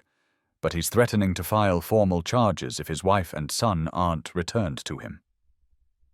Officer Chen, David said carefully, "I want you to understand something. Sarah Mitchell and her son Tommy are residents of Millbrook now. They live here, work here, go to school here. Jake Porter is an abusive ex-husband who's stalking them across state lines. I figured that much out myself," Officer Chen said dryly. "Man's story doesn't add up, and I've seen enough domestic violence cases to recognize the signs. But my hands are tied if he files the right paperwork through proper channels." She paused, looking around the shop with the expression of someone making a decision that might not be strictly by the book. Unofficially, she continued, I'd suggest you document everything, every conversation, every threat, every time he shows up uninvited. And if he puts a hand on anyone in this family, you call me immediately." After she left, David realized that Porter's strategy was becoming clear. Unable to simply take Sarah and Tommy by force, he was going to use legal pressure and community harassment to make their lives so difficult that they'd eventually have no choice but to leave Millbrook. It was a patient, methodical approach that suggested Porter was more dangerous than David had initially realized. Men who relied solely on physical violence were often easier to deal with than men who combined violence with intelligence and planning. That night, as David sat in his own apartment across town, staring at the ceiling and nursing his bruised ribs, he understood that everything was about to get much worse before it got better. The legal papers arrived on a Tuesday morning in February, delivered by a sheriff's deputy from the county courthouse, with the ceremonial gravity that official documents demanded. David was having coffee with Sarah and Tommy before school when the knock came, and he saw Sarah's face go pale the moment she heard the formal voice identifying the visitor. Court papers for Sarah Mitchell regarding custody proceedings initiated in Jefferson County, Kentucky. The deputy announced, handing over an envelope thick with legal documents. Sarah's hands shook as she opened the envelope and began reading. Tommy continued eating his cereal, but David could see the boy's attention focused on his mother's increasingly distressed expression. "He's filed for emergency custody," Sarah said, her voice barely above a whisper. "Claims I kidnapped Tommy and took him across state lines without permission. He's requesting immediate return of the child and formal charges for custodial interference." David took the papers and scanned the legal language, recognizing enough terms to understand that Porter had indeed found a way to use the court system as a weapon. The documents made Sarah sound like an unstable woman who had irrationally fled with her child, while Porter was presented as a concerned father, seeking the return of his son through proper legal channels. "Mum, what's wrong?" Tommy asked, his young face creased with worry. "Nothing you need to worry about right now, sweetheart," Sarah said, forcing a smile that didn't reach her eyes. "Just some boring, grown-up paperwork." After Tommy left for school, Sarah collapsed onto the couch as if the legal documents had physically drained her strength. "He's going to win," she said flatly. "I don't have the money for the kind of lawyer it would take to fight this, and he's made everything sound like I'm the problem.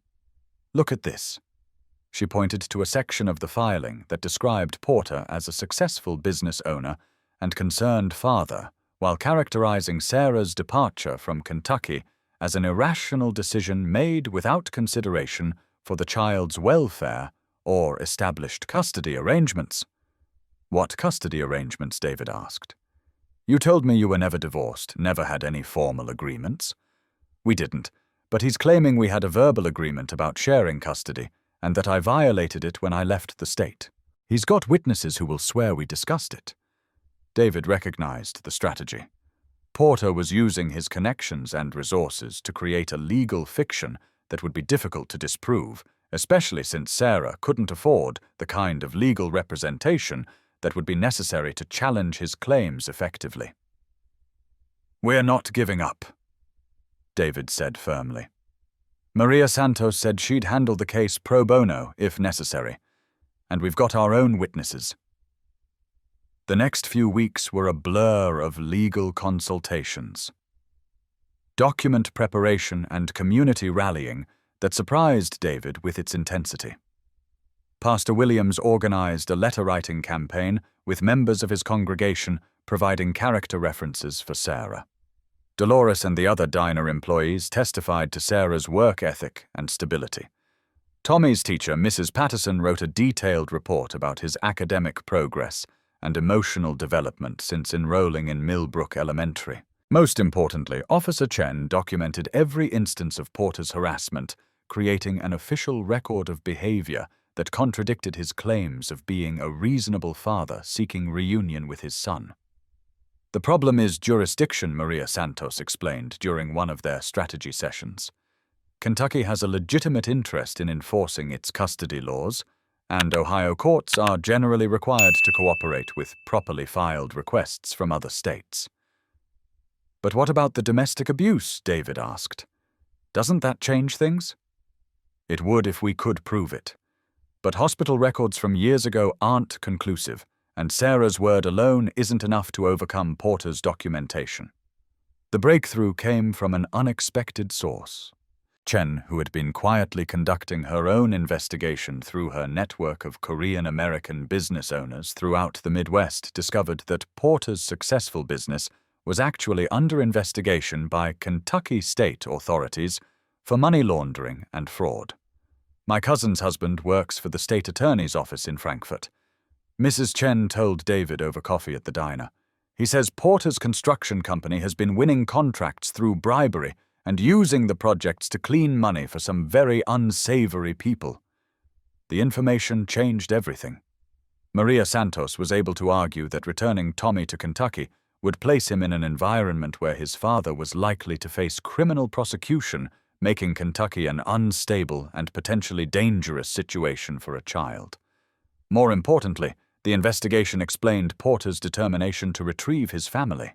A man facing potential criminal charges would want to appear as stable and family-oriented as possible, and having his wife and child testify to his character would be invaluable to his defense strategy. He's not just trying to get Tommy back because he misses him, Sarah realized during one of their legal conferences. He needs us to make him look sympathetic to a jury. The custody hearing was scheduled for a cold morning in March, held in the county courthouse 30 miles from Millbrook. Sarah had barely slept the night before, and Tommy sensed the tension despite everyone's efforts to shield him from the legal drama. "Are they going to make me go back to Kentucky?" Tommy asked David as they prepared to leave for the courthouse.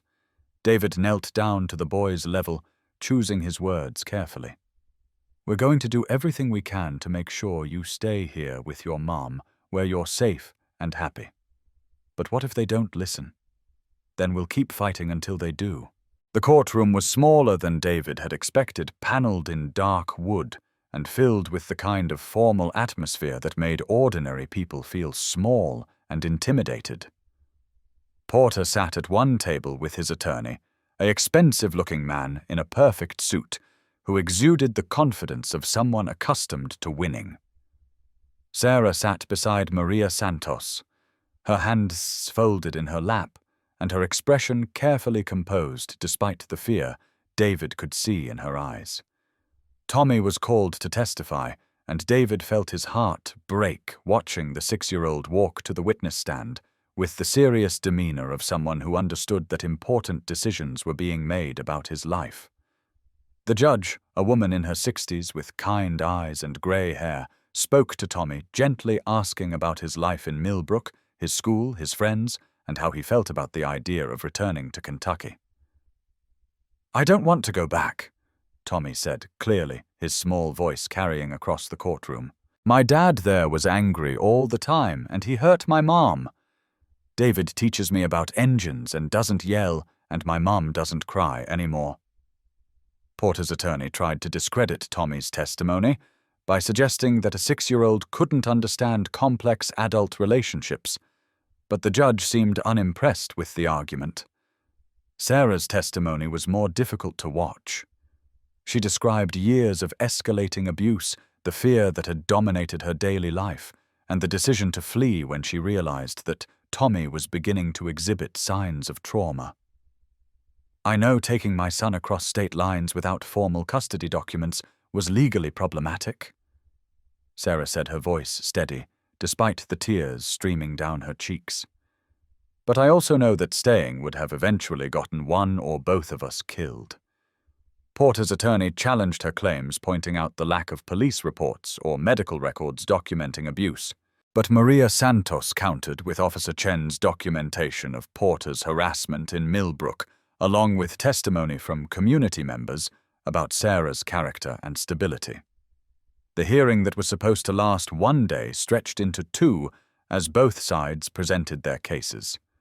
Porter took the stand and gave a polished performance, presenting himself as a grieving father who just wanted his family back. He denied any history of abuse, characterized Sarah's departure as the product of postpartum depression and poor judgment, and painted their life in Kentucky as stable and loving. But his performance cracked when Maria Santos began asking detailed questions about his business practices and the ongoing investigation by Kentucky authorities. Porter's attorney objected repeatedly, but the judge allowed the line of questioning as relevant to Tommy's potential living situation. "Is it true that your construction company is currently under investigation for fraud and money laundering?" Maria Santos asked. "Those are unfounded allegations from competitors trying to damage my reputation," Porter replied. But David could see sweat beading on his forehead, despite the cool courtroom temperature. "Is it true that federal agents searched your offices and seized financial records relating to government contracts? My attorney has advised me not to comment on ongoing investigations." The admission was damaging enough, but Porter's carefully constructed facade suffered its final blow when Maria Santos presented documentation showing that he had indeed been formally charged with fraud just 2 weeks before filing for custody of Tommy. "So your position is that my client should return her son to Kentucky, where you're facing potential imprisonment for federal crimes?" Maria Santos asked.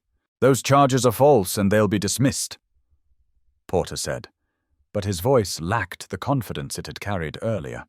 The judge deliberated for 3 hours before returning with her decision. David held Sarah's hand while they waited, feeling the tension radiating through her small frame as she prepared for the possibility that Tommy might be taken away, despite everything they'd done to prevent it.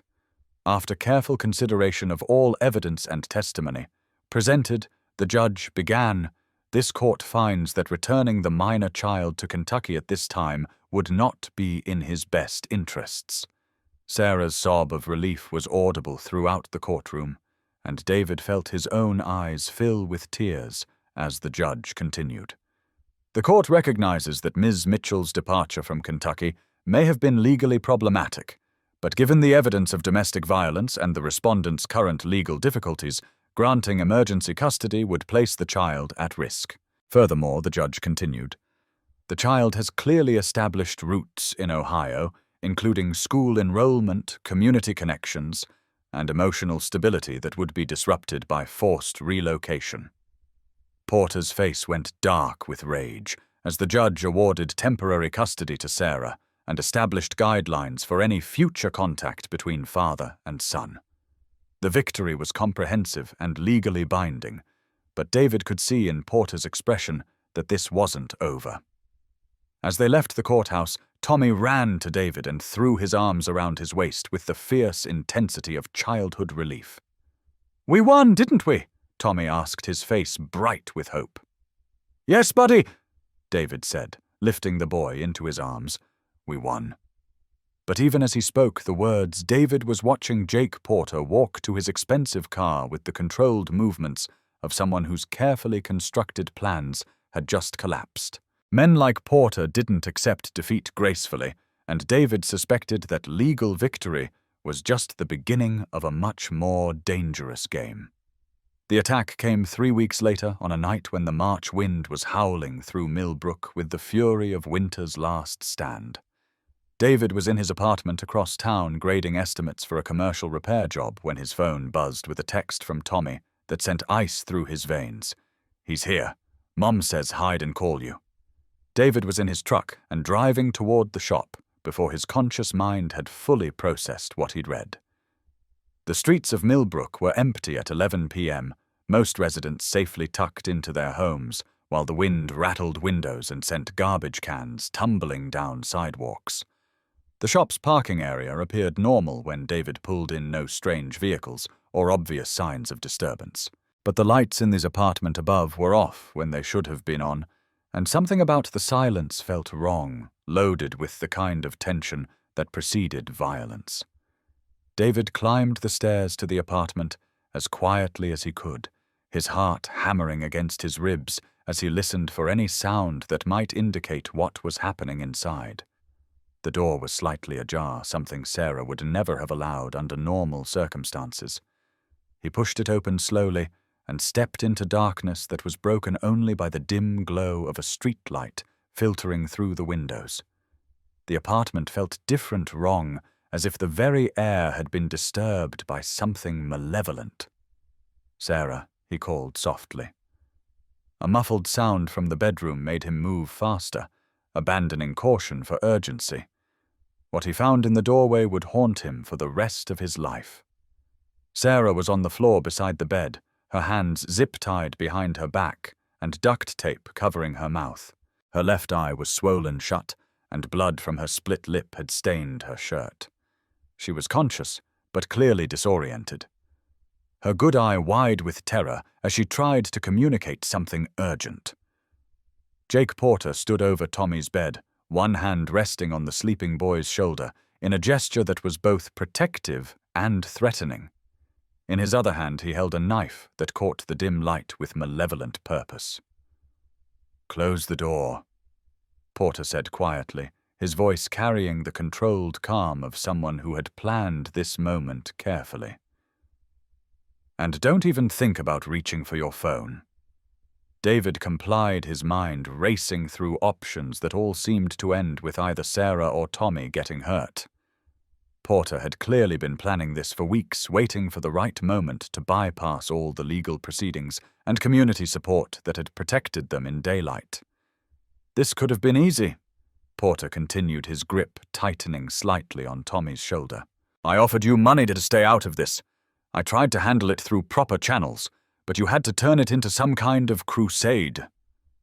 Tommy stirred under Porter's touch, mumbling something in his sleep about dinosaurs, and school blissfully unaware that his worst nightmare was standing beside his bed. "Let them go," David said, keeping his voice low to avoid waking Tommy. "Your fight is with me now." Porter smiled, and the expression was truly terrifying in its complete absence of warmth or humanity. "My fight was never with you. You're just collateral damage in a family matter that got out of hand." He gestured toward Sarah with the knife, and David saw her flinch despite her restraints. "Sarah knows what this is about. Don't you, sweetheart? This is about respect, about understanding that when you make a commitment to someone, you don't just run away when things get difficult." David saw Sarah try to speak through the tape, her sounds frantic and desperate. "She wants to tell you that she's sorry," Porter translated with mock sympathy. "Sorry for putting you in this situation. Sorry for making you think you could play house with my family. Sorry for not understanding that some things are permanent, whether you like them or not." Tommy's breathing changed slightly, the rhythm shifting as he began to wake up. Porter noticed immediately his hand pressing down more firmly on the boy's shoulder. "Easy there, champ," Porter said softly. "Daddy's here now. Everything's going to be just fine." Tommy's eyes opened slowly, confusion giving way to recognition, and then to pure terror as he saw his father standing over him in the dark. "Mom," Tommy's voice was small and scared, and David saw Porter's jaw tighten at the boy's immediate concern for Sarah rather than relief at seeing him. "Mom's just resting," Porter said, his voice taking on the false gentleness that abusers often used when they wanted to appear reasonable. "We're all going to take a little trip together back home where we belong." "I don't want to go home," Tommy said, his voice growing stronger as he became fully awake. "I want to stay here with David." The statement hit Porter like a physical blow, his carefully maintained composure cracking to reveal the rage underneath. "You don't get to choose, Porter," snapped his mask, slipping completely. "I'm your father, and you'll do what I tell you to do." Tommy began to cry, the kind of deep, terrified sobs that came from a child who understood that the adults who were supposed to protect him were powerless to do so. David made his decision. Porter was focused on Tommy using the boy's fear to maintain control of the situation. But that same focus made him vulnerable. David had spent years working with dangerous machinery, learning to move quickly and precisely when circumstances demanded it. He lunged across the room, aiming not for Porter, but for the knife in his hand. The blade clattered to the floor as both men crashed into the nightstand, sending Tommy's dinosaur lamp tumbling to the carpet. The fight that followed was desperate and vicious, played out in the confined space of the bedroom, while Tommy screamed and Sarah struggled against her restraints. Porter fought like a man who had everything to lose, using his knowledge of the apartment's layout to his advantage.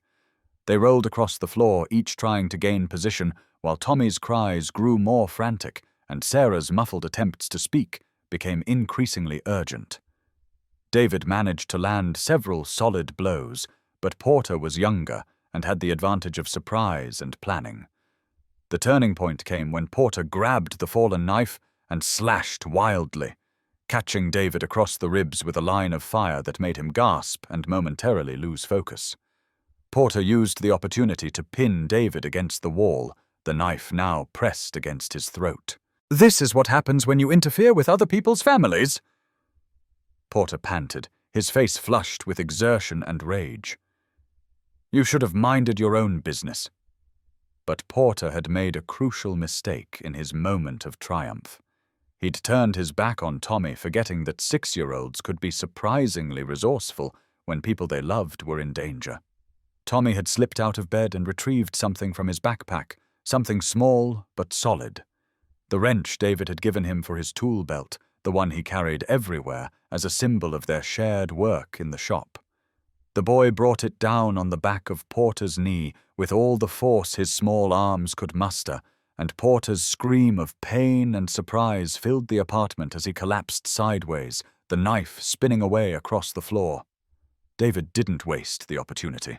He grabbed Porter and drove him backward through the bedroom doorway, using the momentum to slam him against the opposite wall hard enough to rattle the windows. When Porter tried to get up, David hit him once more, a precise blow that left the other man unconscious on the apartment floor. The aftermath was chaos.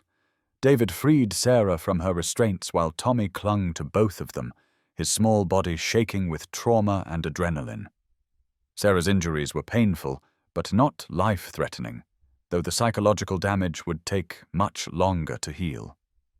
Officer Chen arrived within minutes of David's call, followed shortly by an ambulance and enough backup to secure the scene. Porter was taken into custody on charges that would ensure he spent years in prison, while Sarah and Tommy were transported to the county hospital for evaluation and treatment. "You saved them," Officer Chen told David as they watched the ambulance disappear into the night. "If you hadn't gotten here when you did." David didn't want to think about what might have happened. Instead, he focused on the small miracle of Tommy's courage, a 6-year-old boy who had overcome his terror to protect the adults he loved. At the hospital, while Sarah was being treated for her injuries, Tommy sat beside David in the waiting room, still clutching his wrench and occasionally touching David's bandaged ribs to make sure he was really okay. "Are we safe now?" Tommy asked, his voice still small and fragile. "Yes, buddy. We're safe. He's never going to hurt any of us again. Promise, I promise." Tommy nodded seriously, then curled up against David's side with the trust that only children possessed.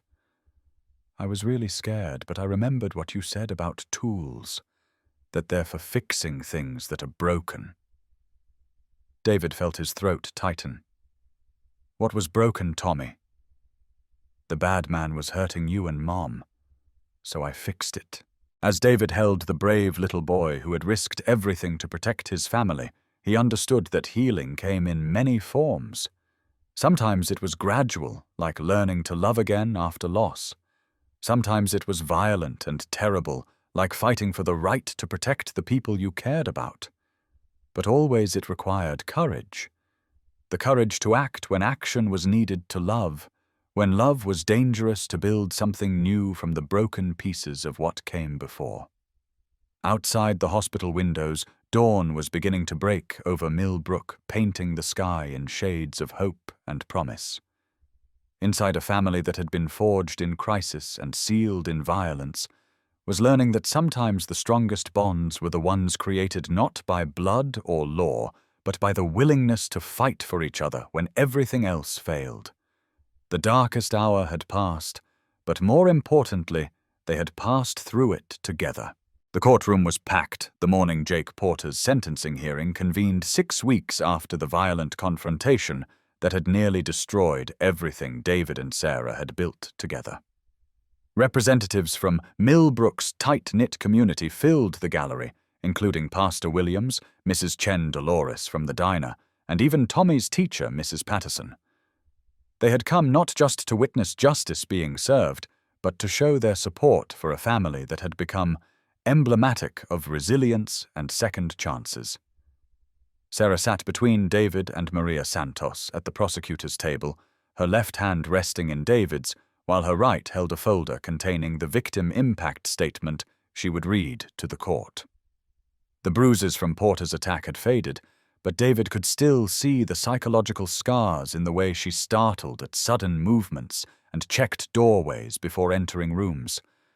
Tommy was not in the courtroom. At 6 years old, he'd been through enough trauma without witnessing the formal proceedings that would determine his father's fate. Instead, he was spending the day with Mrs. Chen, helping her organize inventory at her grocery store and learning to count in both English and Korean. Jake Porter sat at the defendant's table in an orange jumpsuit flanked by his court-appointed attorney and 2 bailiffs. The expensive clothes and practiced charm were gone, replaced by the hollow-eyed look of someone whose carefully constructed world had collapsed completely. Federal charges related to his construction business had been filed separately, ensuring that even if he somehow minimized his sentence for the domestic violence charges, he would face years in prison. Your Honor. The prosecutor began the defendant's crimes represent a pattern of escalating violence and intimidation that spans multiple states and endangered the life of a child. This was not a crime of passion, but a calculated campaign of terror designed to maintain control over victims who had found the courage to escape. The evidence was overwhelming. Porter's midnight break-in had been recorded by the security cameras David had installed, providing clear documentation of premeditated assault and kidnapping. The knife recovered from the apartment bore Porter's fingerprints, and his injuries from the fight showed the defensive nature of David's actions. More damaging still was the testimony from 3 other women who had come forward after Porter's arrest, each describing similar patterns of abuse and stalking when they had tried to leave relationships with him. What had seemed like an isolated domestic dispute was revealed to be part of a much larger pattern of predatory behavior. Mr. Porter's actions demonstrate a complete disregard for the law for the safety of others and for the welfare of his own child. The prosecutor continued. He crossed state lines to stalk and terrorize his ex-wife, broke into a residence with the intent to commit kidnapping, and held a 6-year-old child at knife point. These are not the actions of a man seeking reconciliation with his family. These are the actions of a dangerous predator who views other human beings as property to be controlled. When Sarah stood to read her victim impact statement, the courtroom fell completely silent. Her voice was steady, but carried the weight of years of suppressed fear and trauma. Your Honor, for 3 years I lived in constant fear of the man sitting at that table. I altered every aspect of my behavior to avoid triggering his anger. I made myself smaller, quieter, more invisible, hoping that if I could just be perfect enough, he might stop hurting me. She paused, glancing at David, who nodded encouragingly. But the night he broke into our home in Millbrook, I realized that my fear was never really about me. It was about my son who had found safety and stability for the first time in his life. It was about David who had shown us what kindness looked like and didn't deserve to suffer for his generosity. It was about the community that had welcomed us and the future we were trying to build. Sarah's voice grew stronger as she continued. Jake Porter stole 3 years of my life through fear and intimidation. He stole my son's sense of security and trust in the adults who were supposed to protect him. But he will not steal our future. We have found a home in Millbrook surrounded by people who see us as more than victims. We have found love that doesn't come with conditions or violence. and we have found the courage to speak truth to power." She looked directly at Porter for the first time since the hearing began. "I am not your property. My son is not your property.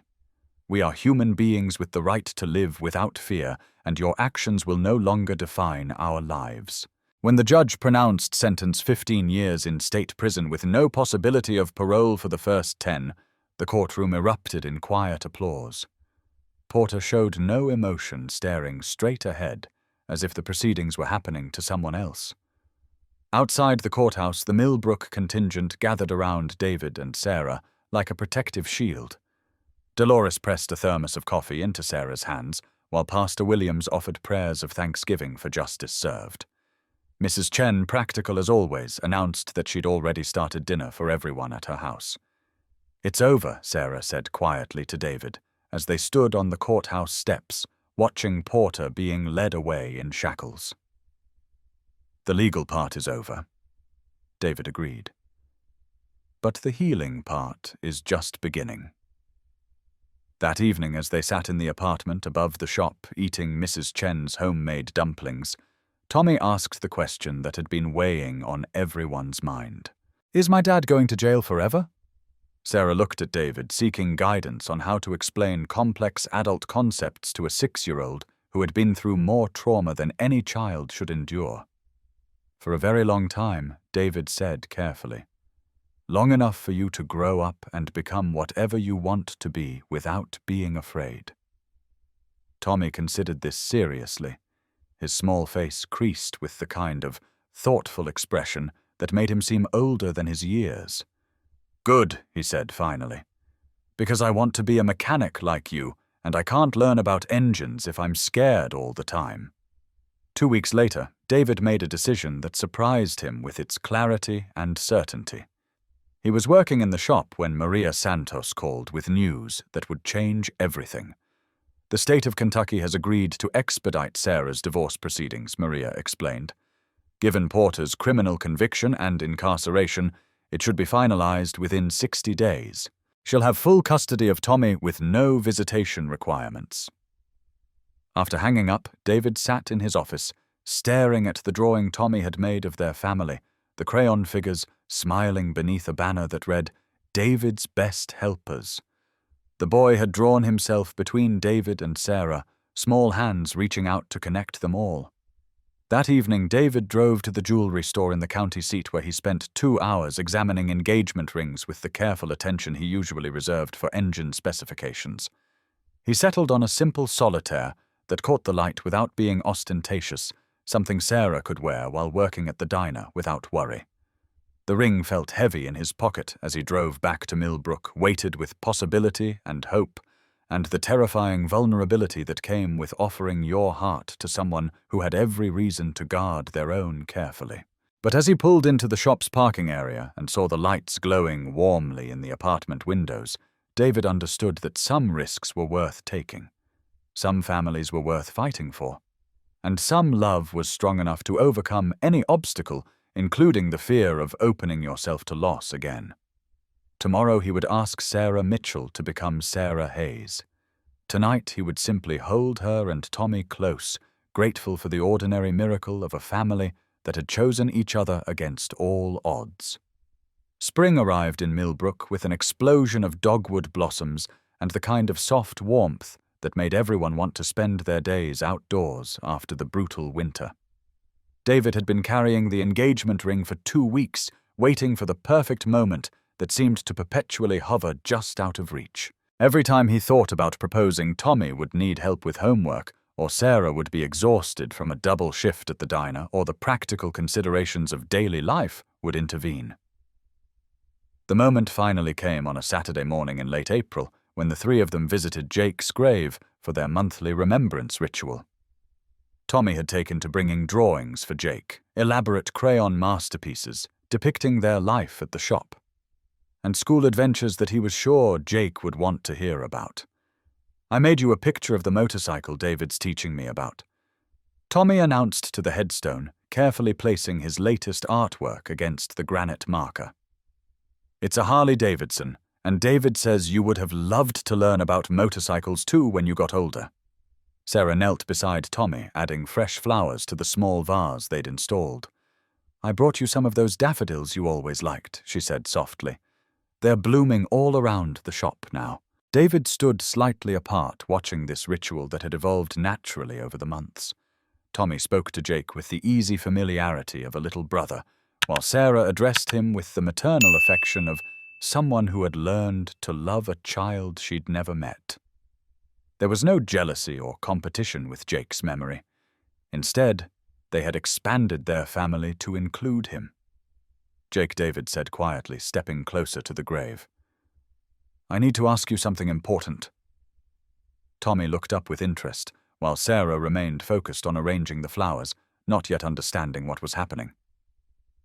"I want to ask your mom to marry me," David continued, his voice steady, despite the emotion building in his chest. "And I want to ask Tommy if he'd like me to adopt him officially so we can all have the same last name." Sarah's head snapped up, her eyes wide with surprise and something that might have been hope. "But first I want to make sure that's okay with you," David said to the headstone. "I'm not trying to replace you or make anyone forget you. I just want to love them the way they deserve to be loved, the way you'd want them to be loved." David pulled the ring box from his pocket and knelt in the soft grass beside Sarah, his heart pounding against his ribs as he opened it to reveal the simple solitaire. "Sarah Mitchell," he said, his voice thick with emotion. "You and Tommy have given me a reason to believe in family again. You've shown me that love doesn't end when someone dies. It just makes room for more love. Will you marry me? Will you let us make this official?" Sarah's answer was immediate and tearful, her hands shaking as she nodded vigorously. "Yes," she whispered, then louder, "Yes, yes, absolutely yes." Tommy whooped with joy, throwing himself at both adults in a tangle of arms and laughter that knocked them all off balance in the soft spring grass. "Does this mean I can call you Dad for real?" Tommy asked, his face bright with excitement. "If you want to," David said, slipping the ring onto Sarah's finger with trembling hands. "I want to," Tommy declared. "I've been practicing in my head for weeks." The engagement was announced at Murphy's Diner the following Friday during their traditional family dinner, with Dolores serving as the first witness and immediately appointing herself as unofficial wedding coordinator. Within hours, the news had spread throughout Millbrook's interconnected network of neighbors and friends. "We'll have the reception here," Dolores declared, producing a notepad and beginning what would become an elaborate planning session. "Mrs. Chen can handle the flowers, Pastor Williams can officiate, and my sister Margaret can make the cake." "We were thinking something small," Sarah protested gently. "Honey, you saved our boy David from disappearing entirely into his grief," Dolores said firmly, "and you brought that sweet child into our community. This wedding is going to be a celebration whether you want it to be or not." The planning process became a community project that revealed the depth of affection Millbrook's residents felt for their adopted family. Mrs. Chen transformed her grocery store into a flower-arranging workshop, teaching Tommy to create boutonnieres while Sarah learned to make centerpieces. Pastor Williams spent hours with David discussing the spiritual significance of marriage after loss, helping him understand that loving Sarah didn't diminish his love for his first wife or for Jake. Tommy threw himself into wedding preparations with the enthusiasm of someone who finally understood that good things could be permanent. He appointed himself as ring-bearer, flower arranger, and general consultant on all matters related to making the day perfect. "We need music," Tommy announced one evening as they discussed final details. "Jake would want music at your wedding." David and Sarah exchanged glances, both thinking of the silence that had characterized so many important moments in their lives. "What kind of music do you think Jake would like?" Sarah asked gently. Tommy considered this with the seriousness he brought to all important questions. "Happy music, the kind that makes you want to dance even when you don't know how." The wedding took place on a perfect Saturday morning in May, with the Methodist Church decorated in the simple elegance that reflected Sarah's preference for meaningful over-elaborate. The guest list included most of Millbrook's population, creating the kind of community celebration that small towns specialized in.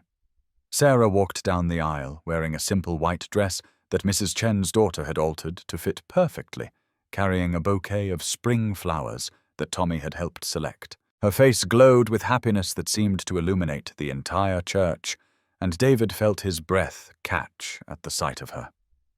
Tommy preceded her down the aisle as ring-bearer, his steps careful and measured, as he carried the pillow that held both wedding rings and a small toy dinosaur for luck. He took his position beside David, with the solemn dignity of someone performing a crucial role.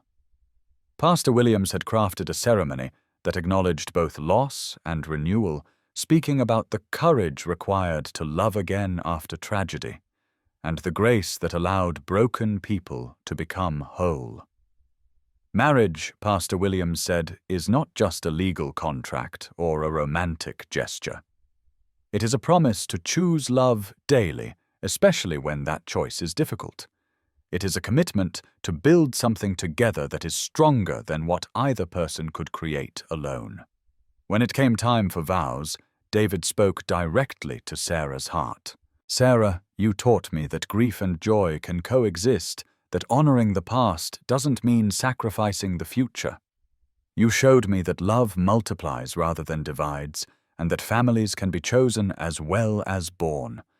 I promise to love you and Tommy with everything I have to protect what we've built together, and to never let fear keep me from showing you how much you mean to me." Sarah's vows were delivered through tears of happiness. "David, you saw me when I was invisible, heard me when I had no voice, and gave us shelter when we had nowhere else to turn. You loved my son before you loved me, and that's when I knew you were the man I'd been hoping existed somewhere in the world. I promise to build a life with you based on trust instead of fear, hope instead of despair, and the absolute certainty that we're stronger together than apart." When Pastor Williams pronounced them husband and wife, the entire church erupted in applause that could probably be heard 3 blocks away. Tommy launched himself at both of them, wrapping his arms around their legs with the fierce joy of a child whose family was finally complete. The reception at Murphy's Diner was everything Dolores had promised and more. Tables overflowed with food contributed by every family in town, while Mrs. Chen's flower arrangements transformed the familiar space into something approaching magical. The jukebox played happy music that made people want to dance even when they didn't know how, just as Tommy had requested. David's first dance with his new wife was tentative and sweet. 2 people learning to move together while their community watched with the satisfaction of matchmakers, whose efforts had succeeded beyond their wildest hopes. "Mrs. Hayes." David whispered against Sarah's ear as they swayed to music that seemed to play just for them. "I like the sound of that," Sarah replied, her smile brighter than any light in the room.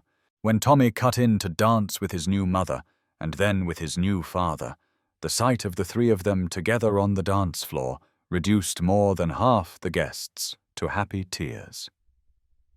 As the evening wound down and the community began to clean up with the efficient teamwork that characterized all Millbrook gatherings, David stood on the diner's front porch with his wife and son watching their neighbors restore order to the celebration. "Are you happy?" Sarah asked, leaning against his shoulder with the contentment of someone who had found exactly where they belonged. "I'm complete," David said, wrapping his arms around both of them as spring night settled over the town that had given them everything they'd never dared to hope for. 1 year later, on a crisp Friday evening in October, the Hayes family returned to Murphy's Diner for their traditional weekly dinner. But this time, everything was different and exactly the same in the way that only the most important transformations could be. David sat in the same corner booth where his journey had begun, but now Sarah sat across from him and 8-year-old Tommy Hayes occupied the seat beside the window. Jake's red backpack still hung on its hook, but it was joined by Tommy's blue school bag and Sarah's small purse, creating a tableau that spoke of memory honored and life embraced. 3 plates tonight, Dolores announced with satisfaction as she approached their table, carrying the dinner that had become their Friday tradition. Pot roast and mashed potatoes all around, with extra gravy for the growing boy. Tommy had indeed grown over the past year, gaining both height and confidence in the secure environment they'd created together.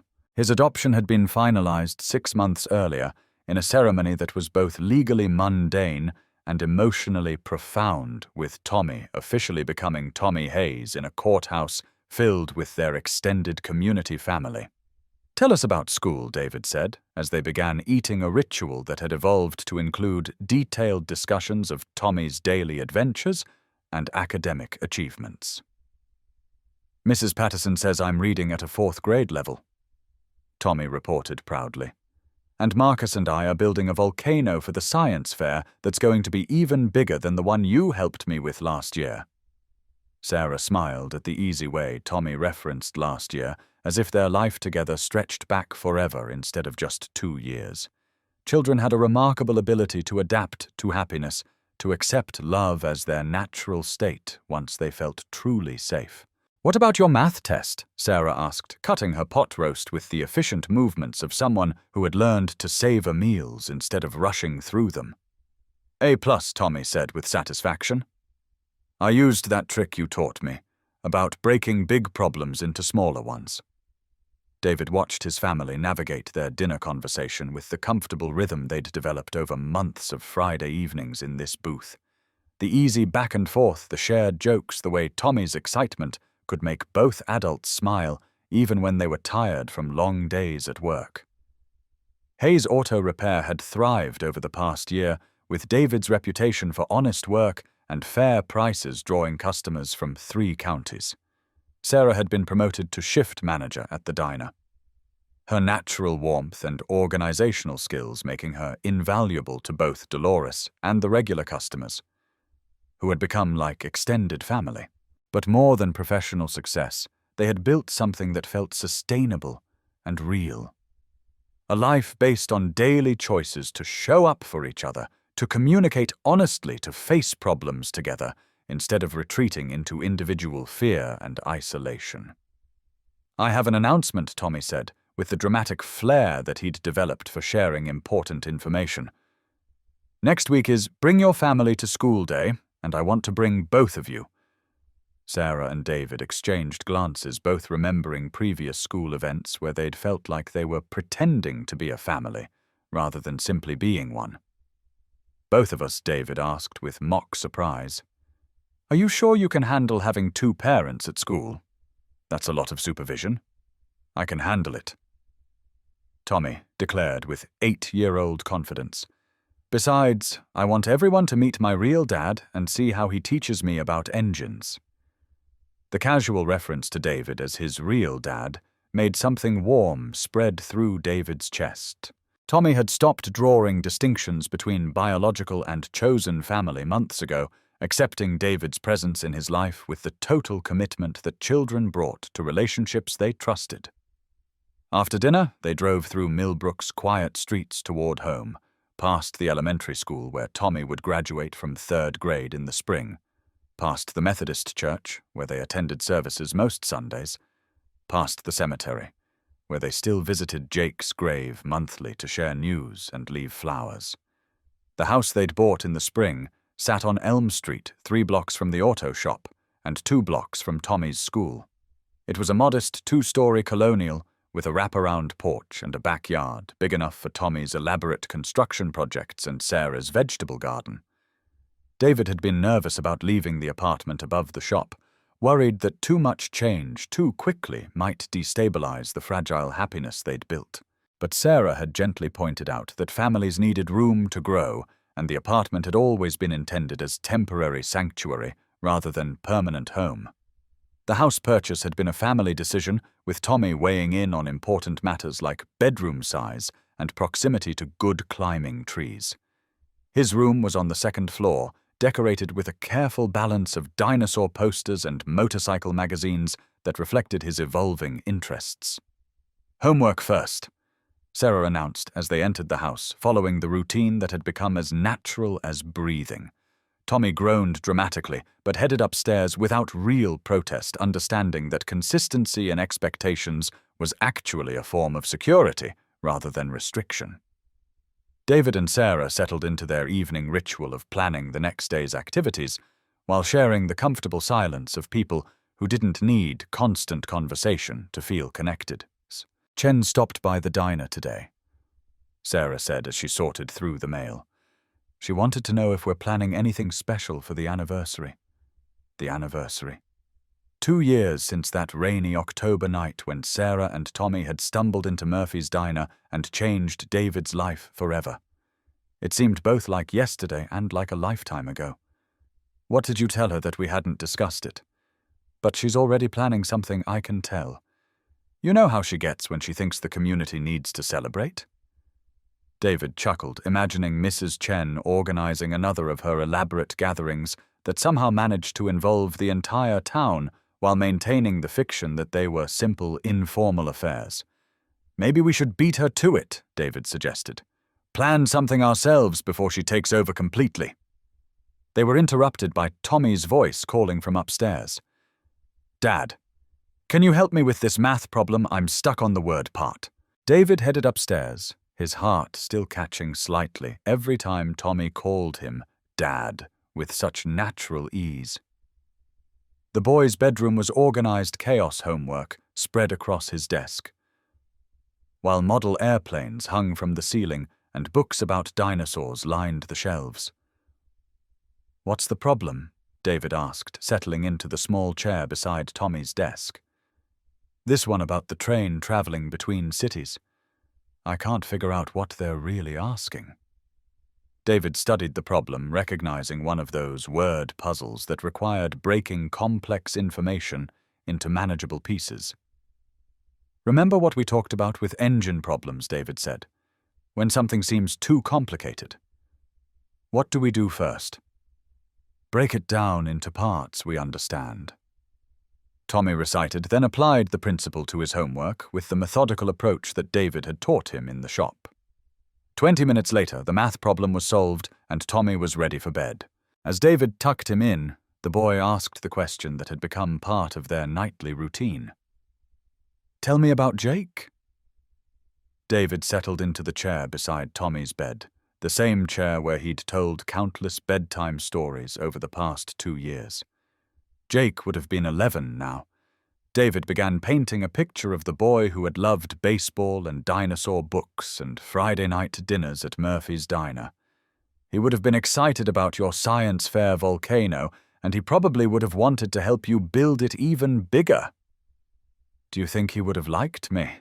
Tommy asked with the vulnerability that sometimes surfaced despite his general confidence. "I think he would have loved you," David said with complete certainty. "I think he would have been proud to have you as a brother." Tommy nodded seriously, then smiled with the contentment of a child whose world felt safe and predictable. "Good night, Dad." "Good night, buddy." Downstairs, David found Sarah curled up on the living room couch reading a book about small business management that she'd been studying in preparation for possibly opening her own restaurant someday. "Everything okay up there?" she asked, making room for him on the couch. "Perfect," David said, settling beside his wife with the satisfaction of a man whose life had exceeded every dream he'd ever dared to have. Outside, October wind rustled through the maple trees that lined Elm Street, carrying the scent of wood smoke and the promise of winter to come. Inside, a family that had been assembled from broken pieces sat together in their living room, planning tomorrow and remembering yesterday, grateful for the ordinary miracle of belonging to each other. In 2 years, they had traveled from desperation to security, from fear to trust, from survival to genuine happiness. The journey had been marked by challenges that tested their commitment and victories that strengthened their bond. But tonight, as David Hayes held his wife's hand and listened to his son's breathing settling into sleep upstairs, he understood that the most important transformation hadn't been external. It had been the gradual healing of hearts that had learned to love again, the quiet courage of people who had chosen hope over despair, family over isolation. Tomorrow would bring new challenges and new joys, but they would face them together, anchored by love that had been tested and proven strong enough to weather any storm. David Hayes stands in Murphy's Diner on a snow-dusted Friday evening in December, no longer the broken man who once sat alone with 2 plates of food growing cold. Sarah Hayes arranges fresh pine branches on their table, while 10-year-old Tommy Hayes hangs his Star Wars backpack next to Jake's faded red one, both boys forever part of their family story. They've kept Jake's memory alive, while building something beautiful and new, proving that love expands rather than replaces. The auto shop thrives with Sarah managing the business side and Tommy learning everything David can teach him about engine's integrity and the satisfaction of honest work. The community that once whispered about the unusual family now points to the Hayes as proof that families come in all forms, that love chooses its own definitions.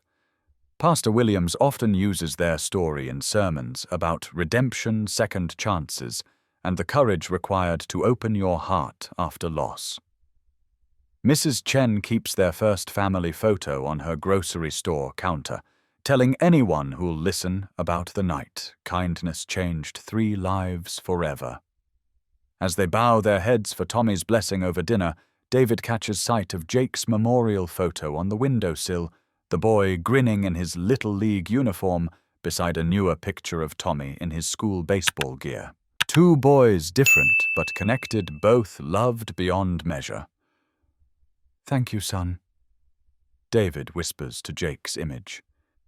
"Thank you for teaching me that hearts can hold infinite love, that families can be chosen, and that every ending contains the seeds of a new beginning."